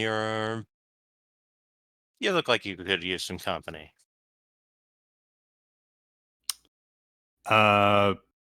She kind of like looks a little bit surprised by this. And she's like, I mean, I'm around other people. It's just that if I don't have anything that I want to specifically say to someone, then usually when I'm over on this side, then it's best if I don't say anything. Is that a consideration for others or consideration for you? Uh, little bit of both. Uh, Mm. if someone, it's not like someone can die if they hear my voice, but it still has an effect on people if it's too powerful in their head and their mind. Oh, really? I'm actually recently deceased. How's that work? How's what work? Well, you say it affects people, even in death. I mean, what's that about? What kind of Well, effects? when a living person hears my voice, it either means they're going to die or it actually kills them. It depends on the case that they have. But if a dead person, if a spirit hears it, then it can stun them. It can paralyze sometimes. Sometimes it knocks them out. And sometimes it can do the closest thing that spirits can experience to dying, where their spirit body discorporates and needs to reconstruct, which, if you can imagine, if it happens in a room full of people, lot of inconvenience can be caused. Oh yeah, I can definitely understand that. I actually heard a really weird scream when I died, which is odd because I was in a cave and there wasn't anyone around. Oh, well, you might have heard one of my sisters. It's possible. There's all sorts of different things that people can hear when they die. Some cases they say it's hallucination caused by all sorts of different things. But if you ask me, if you hear a voice, then that's because someone is saying something to you. Hmm. Well, I was in the middle of a cave-in and running around and scrambling pretty hard, so I couldn't exactly take the time to figure out what someone was trying to tell me, especially if I didn't know Hmm. if I was being spoken to. Caven. Hmm. Probably weren't a banshee. Uh, we don't. We more tend to be. Well, what kind of cave was it? Was it Was it in the side of a cliff? Yes, it was one in the mountains in Poland. Oh, It was part of an archaeological dig. no, most likely not. Actually, a banshee. Then we tend to be more on top of the hill than inside of a mountain. When you hear our voices. But So you weren't named by my mother. I'm Don't sorry. worry. Okay. She's just throwing that out there as a joke to herself. Doesn't matter if anyone else gets it. Jerome Jerome laughs a little bit. He does get it. Yeah, Reiko says her joke, has a little laugh to herself. Jerome starts going, "Ah, ha, ha, ha, ha." The banshee eventually introduces herself as Aslin. I don't know if I'm saying that correctly because I'm not very familiar with a lot of Irish names. Ashleen, I think it is. Okay. Yeah, Reka will likewise introduce herself and give the spiel. The kind of stuff that she's into and The, all the that way kind of thing. the way that she's been introducing herself is like, yeah, this is Gotcha. my name, what I was doing. Oh, so you're kind of one of the types that's already obsessed with death well before it happens. Hmm. You don't look you don't look like that, if you catch my meaning. Oh, I get that a lot. Oh, I'm sorry then. Oh no, no, it's fine. I think it's funny.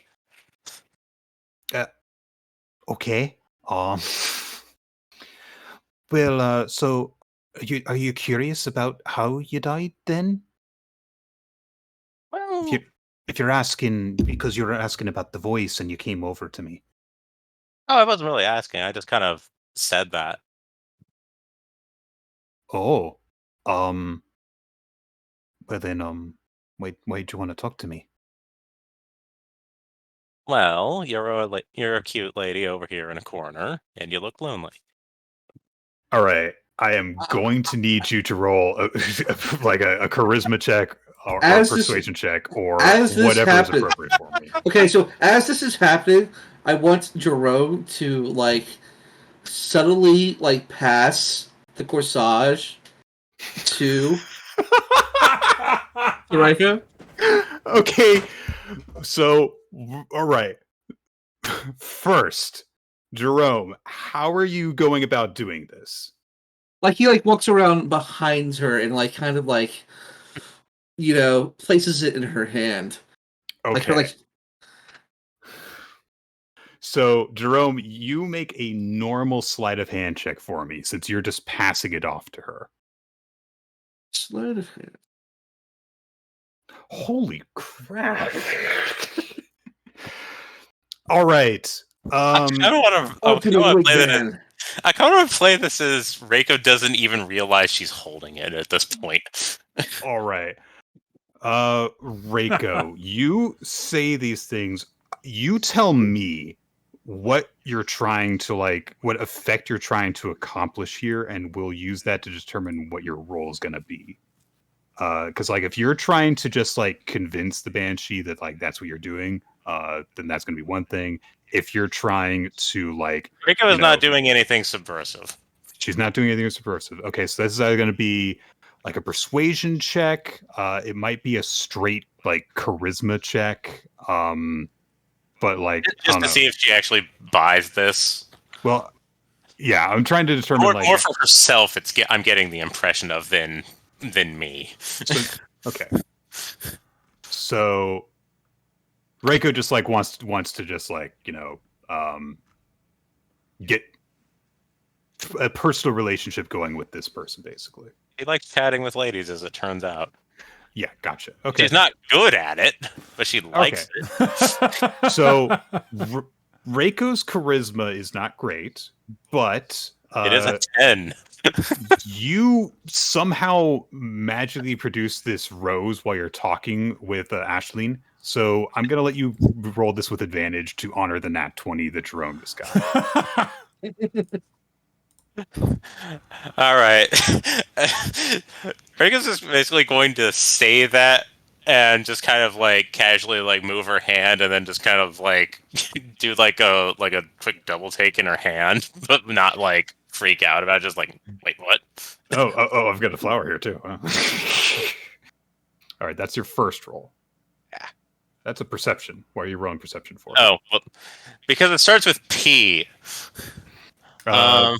You can re-roll. You can re-roll that just if you want to shift on the persuasion die for me. There we go. Sorry about that. Yeah, he went with the first roll. Shouldn't have let you do that. Yeah, you should have just stick keep with the 8 there. I should have just made you stick with the 8. Yeah. All right. You say that, Reiko, as Jerome has, even without you realizing it, palmed you the rose, which comes out behind your back, and actually, that's what the perception is. That was me failing to notice. Oh, okay. Obviously, that's obviously what it was. We'll Yes. take that. Totally Sure. how that works. Sure. Why not? Usually, perceptive Reiko is distracted. And you produce this flower for Ashleen, and she looks at it and looks at you, looks surprised, And probably thinks I'm insane. and she says, "Oh, I wonder what kind of drinks they're making over there." And she kind of just scooches past the two of you very hurriedly. Shut down. Aw. Jerome, you can make an insight check. I'm going to say, Reiko, you're distracted by the flower still. Yeah. It's just what? What? Wait, what? How? Jerome, she didn't not like it. It's just that she needed to get away from there. So, Reiko's gay enough to understand what that response was. Like, she doesn't even need to incite that.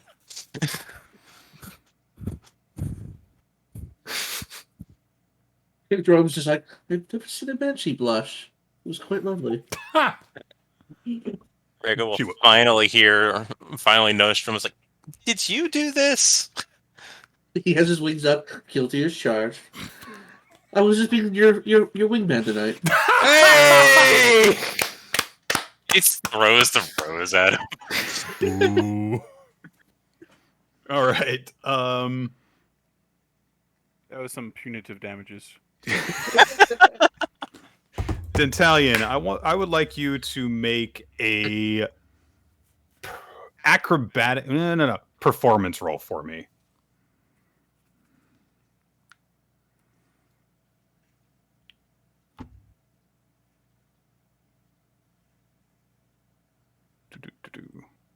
Are we getting that? Is there a roll coming in or no? I think he's looking for it. It's not one of your skill rolls, I understand. Trained rolls, rather. So, Eric? Yes. Performance. I'm sorry. What do you need me to roll? I was distracted. Performance. Performance. Oh, right. For Denson. Yes. Yes. Please. All right.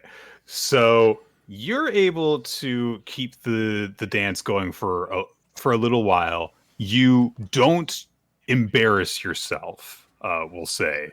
But there does come a point where Therese gets a little bit impatient with you, and does take over leading. It's just a matter of like this dance is a little bit too tame for him, and once he starts to take over, you understand why. And you guys are twirling around each other, and he is whipping you out and drawing you back in, all sorts of stuff. Anyone actually see what with all the shadows? It's like clouds of shadows going poofing off in the random directions. You have the advantage of no one being able to see the expressions you're making as you get forcefully twirled around. So, where was this when I was alive?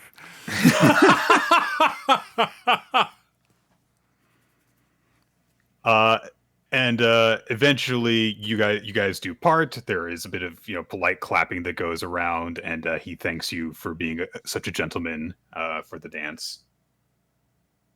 Thank you. I think I learned a couple tricks. Giorgio's in good hands. Oh, you don't know the half of it.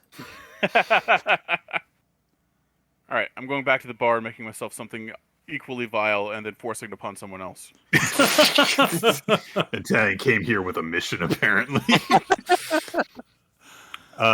Sawyer kind of like sets up in the corner with a guitar and starts like strumming along with the music, which is very impressive because like doesn't really have like fingers, but it works just fine. I've got built-in guitar picks now.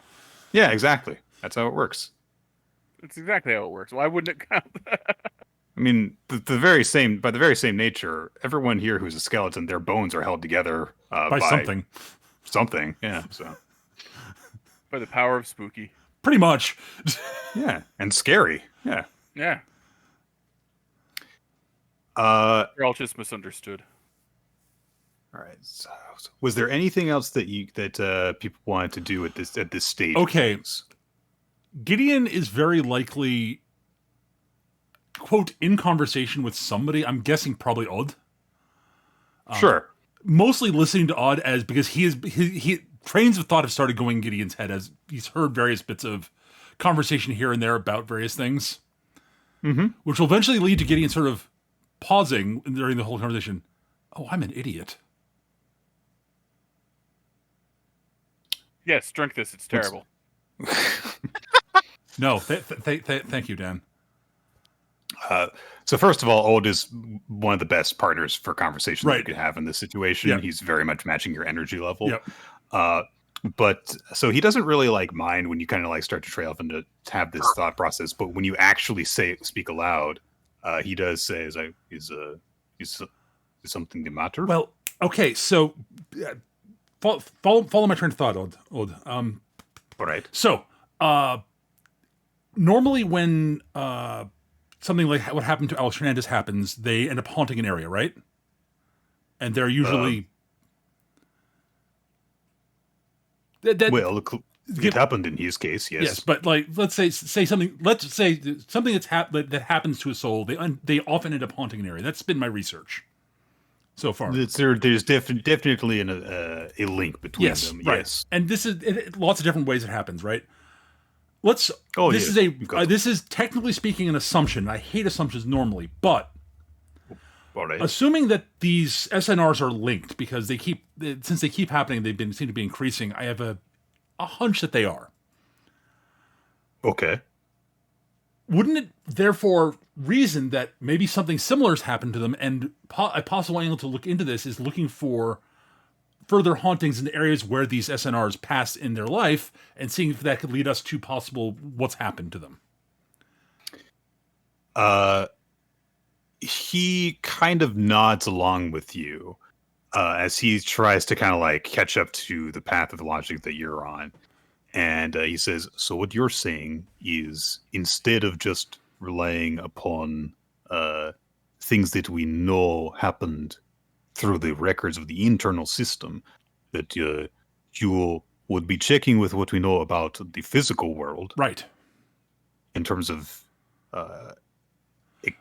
exorcisms that have happened. Not necessarily exorcism, even just like unexplained phenomena that seem odd to the locals. I see.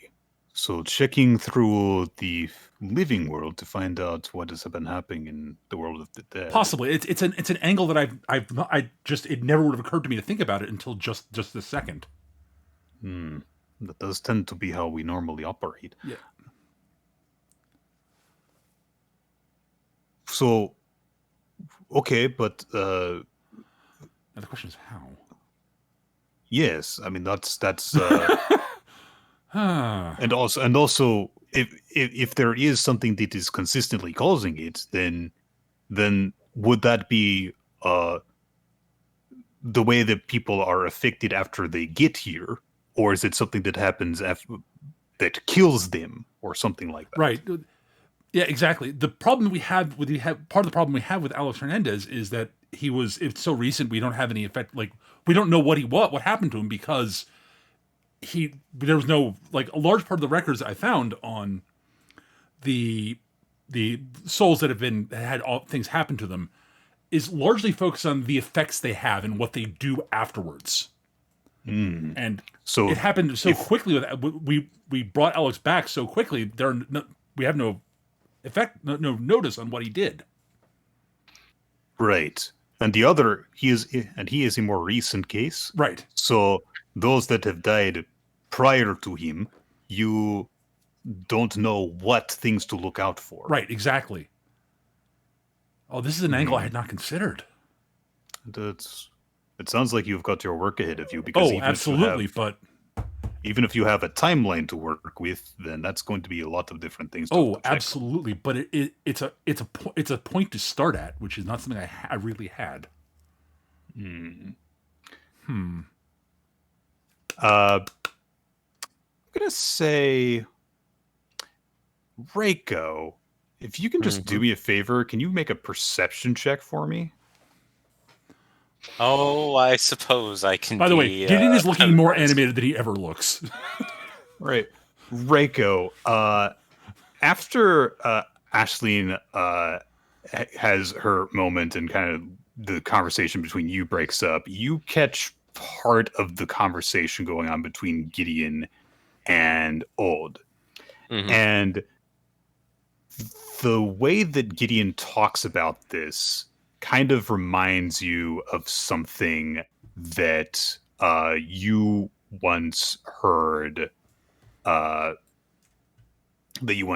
while you were alive, which was something that your girlfriend Yuki would say. Because Yuki was very much into like chemistry and chemical processes, Right. She was always very insistent about the point of things that happen chemically follow the same rules consistently. Right. And it was something that kind of like came into conflict with, what you would say because of, how you stuff that happens in terms of mythos varies not just from like location to location and tradition to tradition, but also within the same traditions because people aren't always consistent about like legend with legends and stuff like that. Mm-hmm. And you remember this because it was kind of a little bit of a point of contention between you guys where she always believed in stuff being predictable and you didn't because of that. Right. But that happens, and then the door bursts open.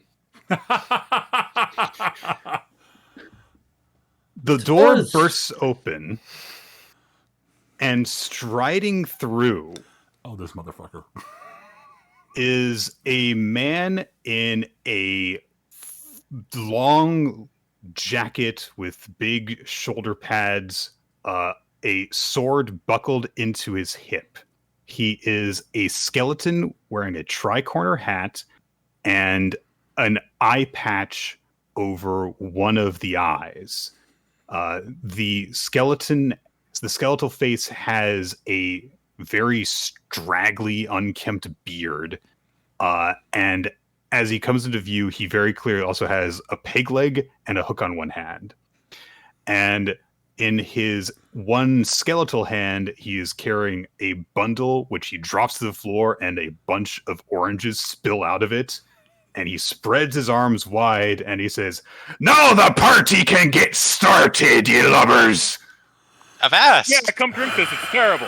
All right, then. That's me, boy. And he cobbles over to you, snatches what you're mixing out of your hand, pours it down his throat, smashes the glass on the ground. Ah! Get me another right now, or I'll string you up, boy. Oh, I'm not going to get you the same thing. No, we are here for madness incarnate. I start throwing other vile things together into another drink for him. Much better party than I'm used to be having here. Therese sees this person come in and says, "Hola, Davy. Nice to see you are in high spirits, as always." I mage hand up an orange. I cut it in half, and I serve the next drink inside a hollowed out orange rind. Okay. It's not going to retain the liquid very well. Somehow I don't think that matters too much. So you guys, the attention in the room, like the music stops playing as loudly as it was before. Everyone can't help but have their attention be drawn to this newcomer.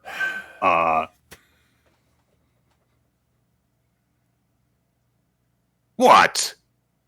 What's the matter? Y'all look like you just got down here. I did! Oh, well, congratulations, lass! Thank you! You're not one of mine, though. No, I don't think so. 'Tis a shame. I feel as though anyone who gets here as easily as you have hasn't really earned their way down here, you know. Come on. Well, Have another drink. I hand him. Don't you tell me what to do, but yes, I will be having that. Damn straight you will. And what might your name be, lass? Yamashi Toreko. Well, I be Davy Jones. Ah. And I be the death of the party. He downs the drink. Most of it goes into his beard. It spills over around the sides of his mouth. Oh, I see. So you see, and he leans in close to you, and immediately detect that there is way more alcohol about his person than the 2 drinks that he has just downed. Oh, I'm sure that my olfactory senses are going, we're dead and we're still overworked. Pungent aroma. And he leans in close to you and say, "What do you be seeing then?" And he reaches up with his skeletal hand and grabs his eye patch and flips it up. And there is a eye stuck in the socket that trains in on you. The pupil dilates as it stares at you. And then as it's staring at you, within seconds, it decays and rots away. And then he flips the eye patch down. I'm seeing a cool party trick. Do that again. I am going to need a wisdom saving throw from you. All right. You do find this fascinating. And that is basically the main reason why you don't completely jerk away. Like, you still kind of flinch at this, despite the fact that it's a little surprising, but Reiko is still Reiko. The intellectual side of your brain is like, oh no, this is amazing and fascinating, but there is a much like deeper seated part of your mind that is like, this is fucking crazy, and this guy is also crazy, and I should get away from him. The statement that I threw out earlier still stands. That was a cool party trick. Do it again. Oh, all right then. He again flips the eye up, and this time, his eye kind of rolls around lazily, and then it falls out of his socket. It's like dripping like veins and tendons and stuff out in its wake, which all decay away, and the eye dissipates before it can even hit the floor. More fun than I'm used to the partygoers being. All right, well, and he puts his hand on his hip, and his hook also next to his hip, and he looks around. And he's like, "I did be getting your invite, much appreciated, Therese. But look at all of you. No one's collapsed on the ground yet. I don't see a single pool of violent bile yet." Dan's working on it. We aren't working hard enough, clearly. Gideon, Captain Jones. You stiff-backed landlubber, ye. Found a way to tear yourself away from that desk you call a job, did ye? Yes. You're so little fun sometimes, you know that. Really? It's only sometimes. I'm surprised. Well, sometimes it's easier to get you riled up. I understand. Yes. Suppose you've been staying at that safe, cozy seat in that dingy, dusty office of yours, leaving all the real work to folks like me and mine, while you sit in comfort, struggling to figure out, what happened here? Why did this person not go where they were supposed to go? Yes, that is the task that has been assigned to me. If it helps, I tested it recently. Yes, and that was very appreciated, Reiko. Thank you. You brought your maid here. No, she's an SNR, and I'm keeping an eye on her so that she doesn't just disappear. Soul not reaped. You can't be using the silly office jargon around me now. I'm one of the missing people. Hi. It is the term that has been designated to the files, and therefore I will use what is appropriate. If you don't understand, that's not my problem. That's yours for failing to do your proper research.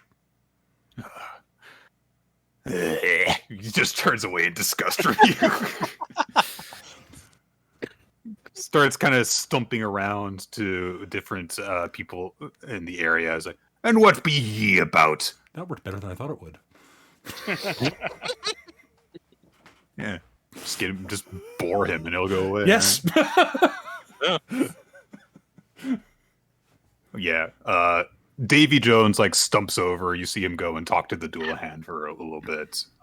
And he finds the presence of someone who also has a disembodied body part to be incredibly hilarious for a few minutes. I would like to think that I'm achieving the goal I kind of set out for Reiko. Establish her amongst all of these folks that she's a decent individual, but not a pushover. All of you, if you feel like it, anyone who feels like it can give me a perception check. Sure, why not? Anyone who wants to. I'm always happy to do my best check.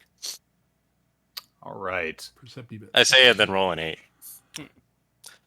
Passive All right. is 15. All right. Well, My passive is Tan- 16, by the way, Nick. Just letting you know. gotcha. So I'll roll it, but my passive is, observant defeat. Sure. Mhm. Tan, you got a nat 20. So, yeah. Anyone who rolled or just got at least a 16. So, the two investigators and Tan do notice that Therese's eyes are kind of following Davy Jones around the room. Yep. Tan, you are right next to him, and you see that, like, I mean, this is very weird for Therese because he's, normally so, like, keep the mood up, one big happy thing to the next, and then he is just like standing stock still in the middle of the room, watching Davy Jones go around.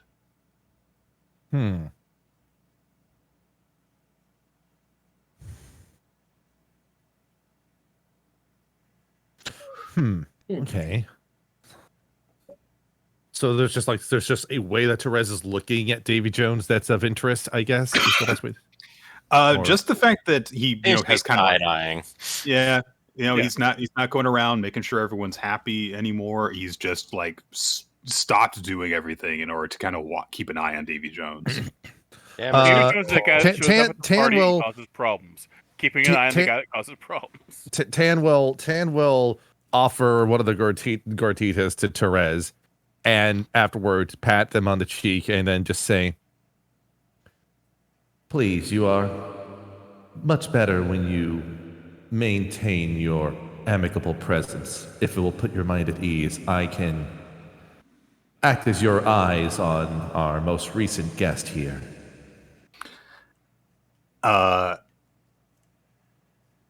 Therese blinks a couple of times, but clearly snaps out of it.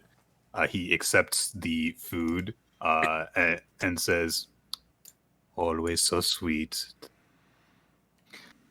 Yes, I've got. I should be a better host. I'm sorry.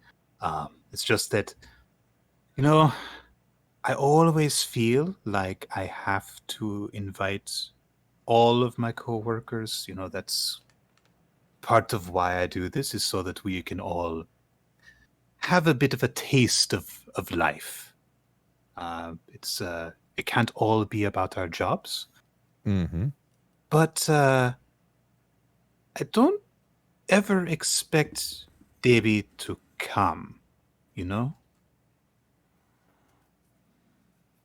It's fine that he's here. It will be fine, but there are some people I'm used to not showing up. Surugi never shows up, always so serious. But him, he's got the kind of personality that you would think would come up, but he never does. And now he is here, and I've got to deal with all of him. But yes, if you can keep an eye on him, make sure he doesn't try to... make sure no one leaves with him, because he will probably try and get them on his ship. I'll see what I can do. Thank you. And then yeah, go ahead. Yeah. Therese goes off to talk, to chat up with people. Yeah. Yeah, and Tan will then just sort of like like adjust their tie or whatever else they have on. And then make their way over to Davy Jones.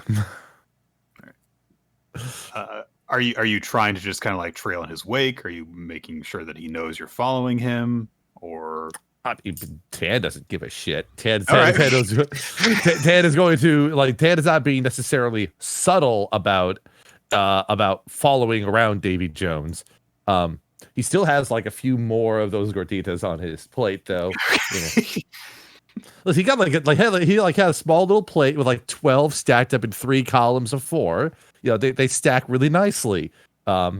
Also, it's appropriate. They're normally served after mass, so it's kind of associated with religious stuff there. Anyways, but he's anyways, he will just kind of follow Davy Jones and not necessarily like, you know, try to distract him, but he is not being subtle about his approach. all right? Okay. Before I pick up on that, is anyone else trying to do anything in particular while this is all going on?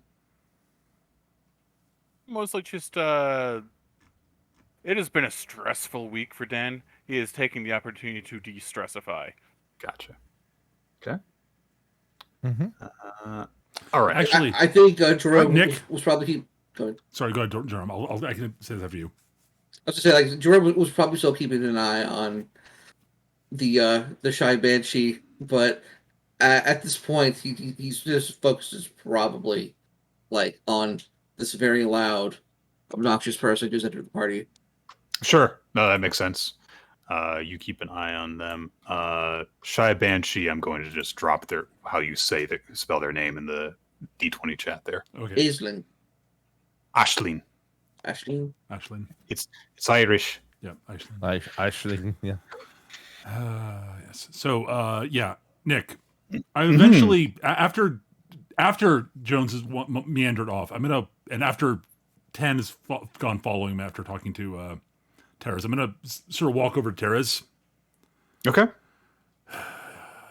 Gideon?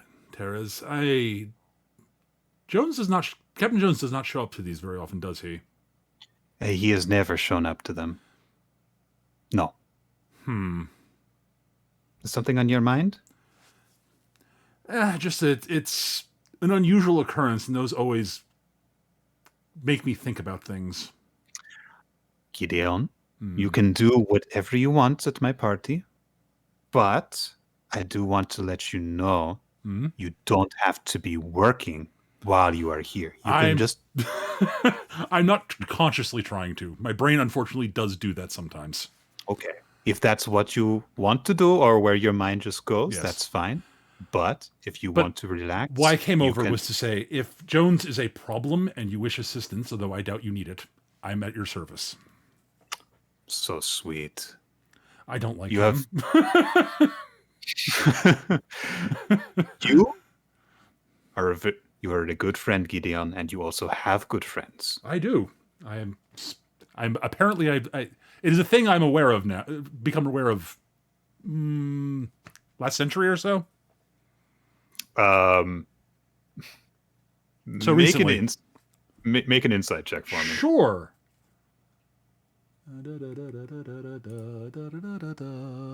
18.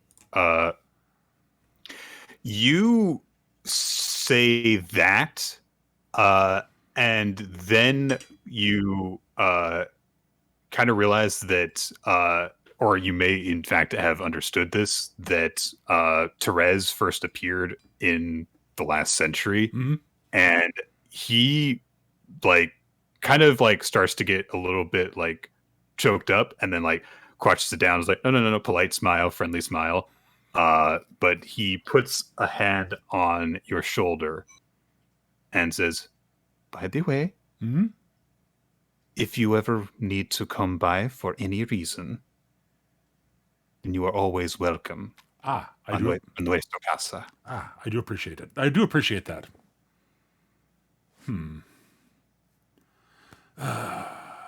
Right. Tried to turn off my analytical brain for a bit. Sorry, I had a rush of epiphanies, and I need to settle down a bit, I think. Hey, sometimes it is good to relax, no? Occasionally it is, apparently. Well, if you want, you can try it a bit more. You might find that that it's a consistent thing. Possibly. At any rate, right. Marigold Tequila, that is probably the appropriate thing at this moment. It's a thing, so. And it it will have basically no effect on Gideon, but Right.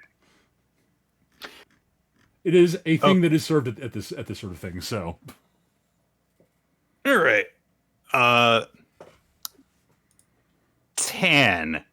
So you kind of hover around Davy Jones for a little bit until eventually he notices you doing so. And he kind of does one of those like body posture check things to like, make himself, he broadens the shoulders and stuff, makes himself try to look tall and swings around on his peg leg to look at you. And what can I be doing to help ye, fancy lad? You have any business with Davy Jones? I have business insofar that I'm, like you, merely a guest in these festivities.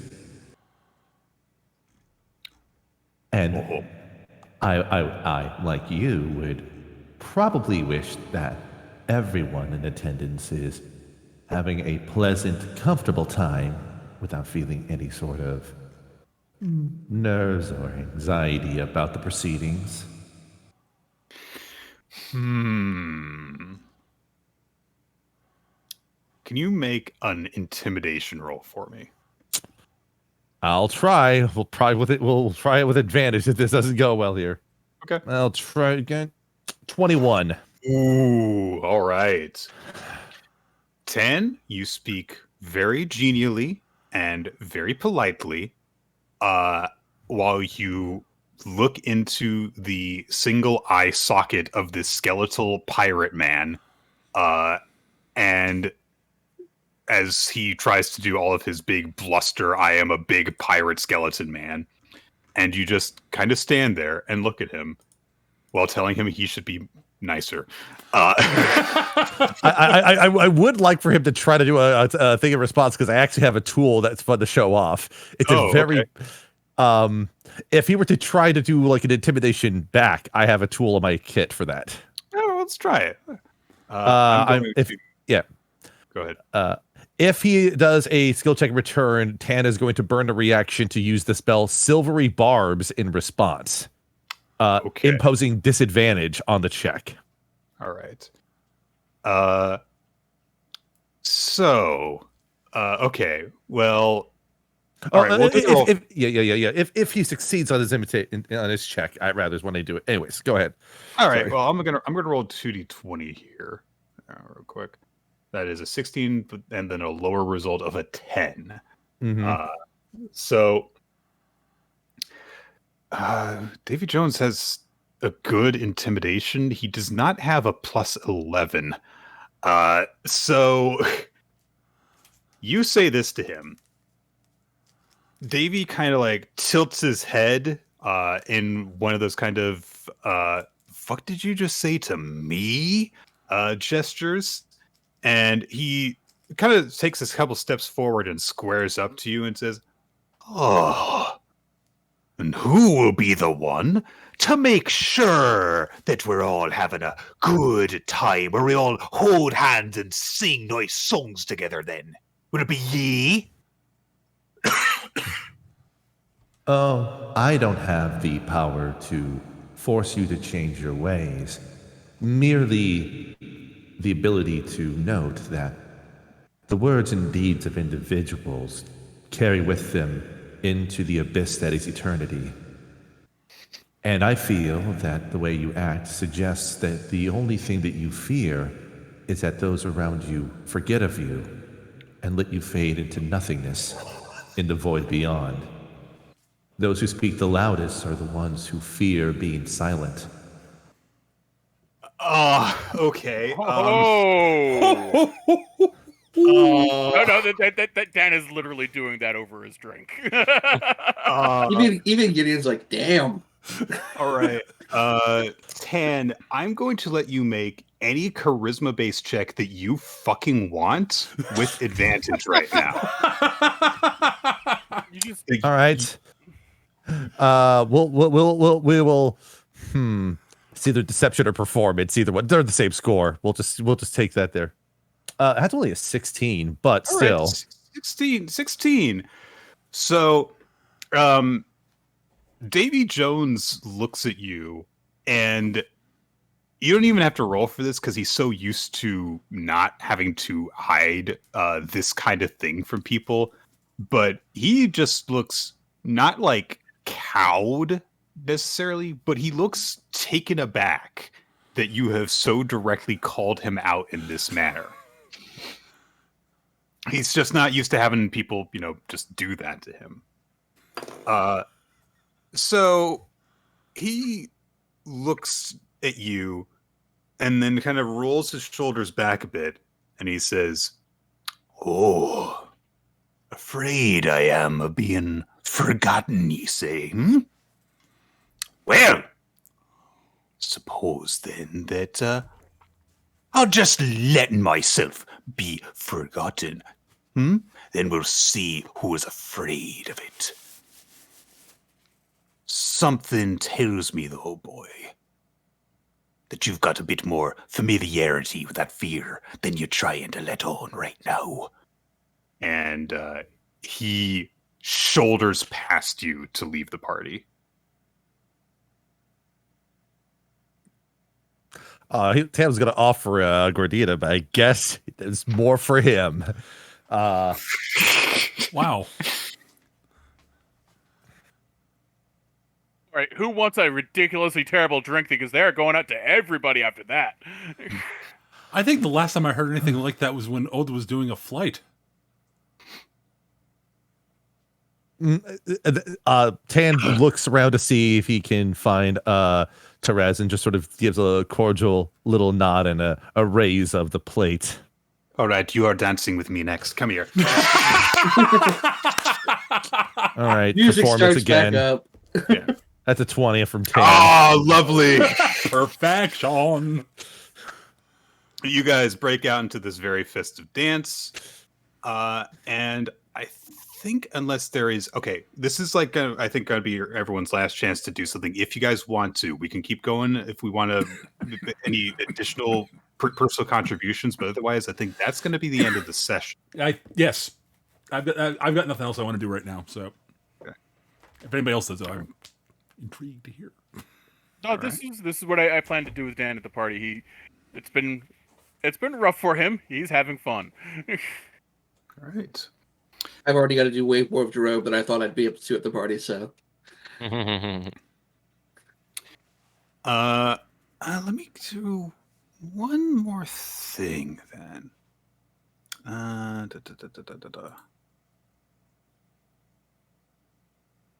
Okay. All right. Yeah, you guys dance and drink and hang out very quietly by the wall in some cases as the party goes on. And there are no more jerk party guests to have to deal with. Hooray! You guys have a nice time.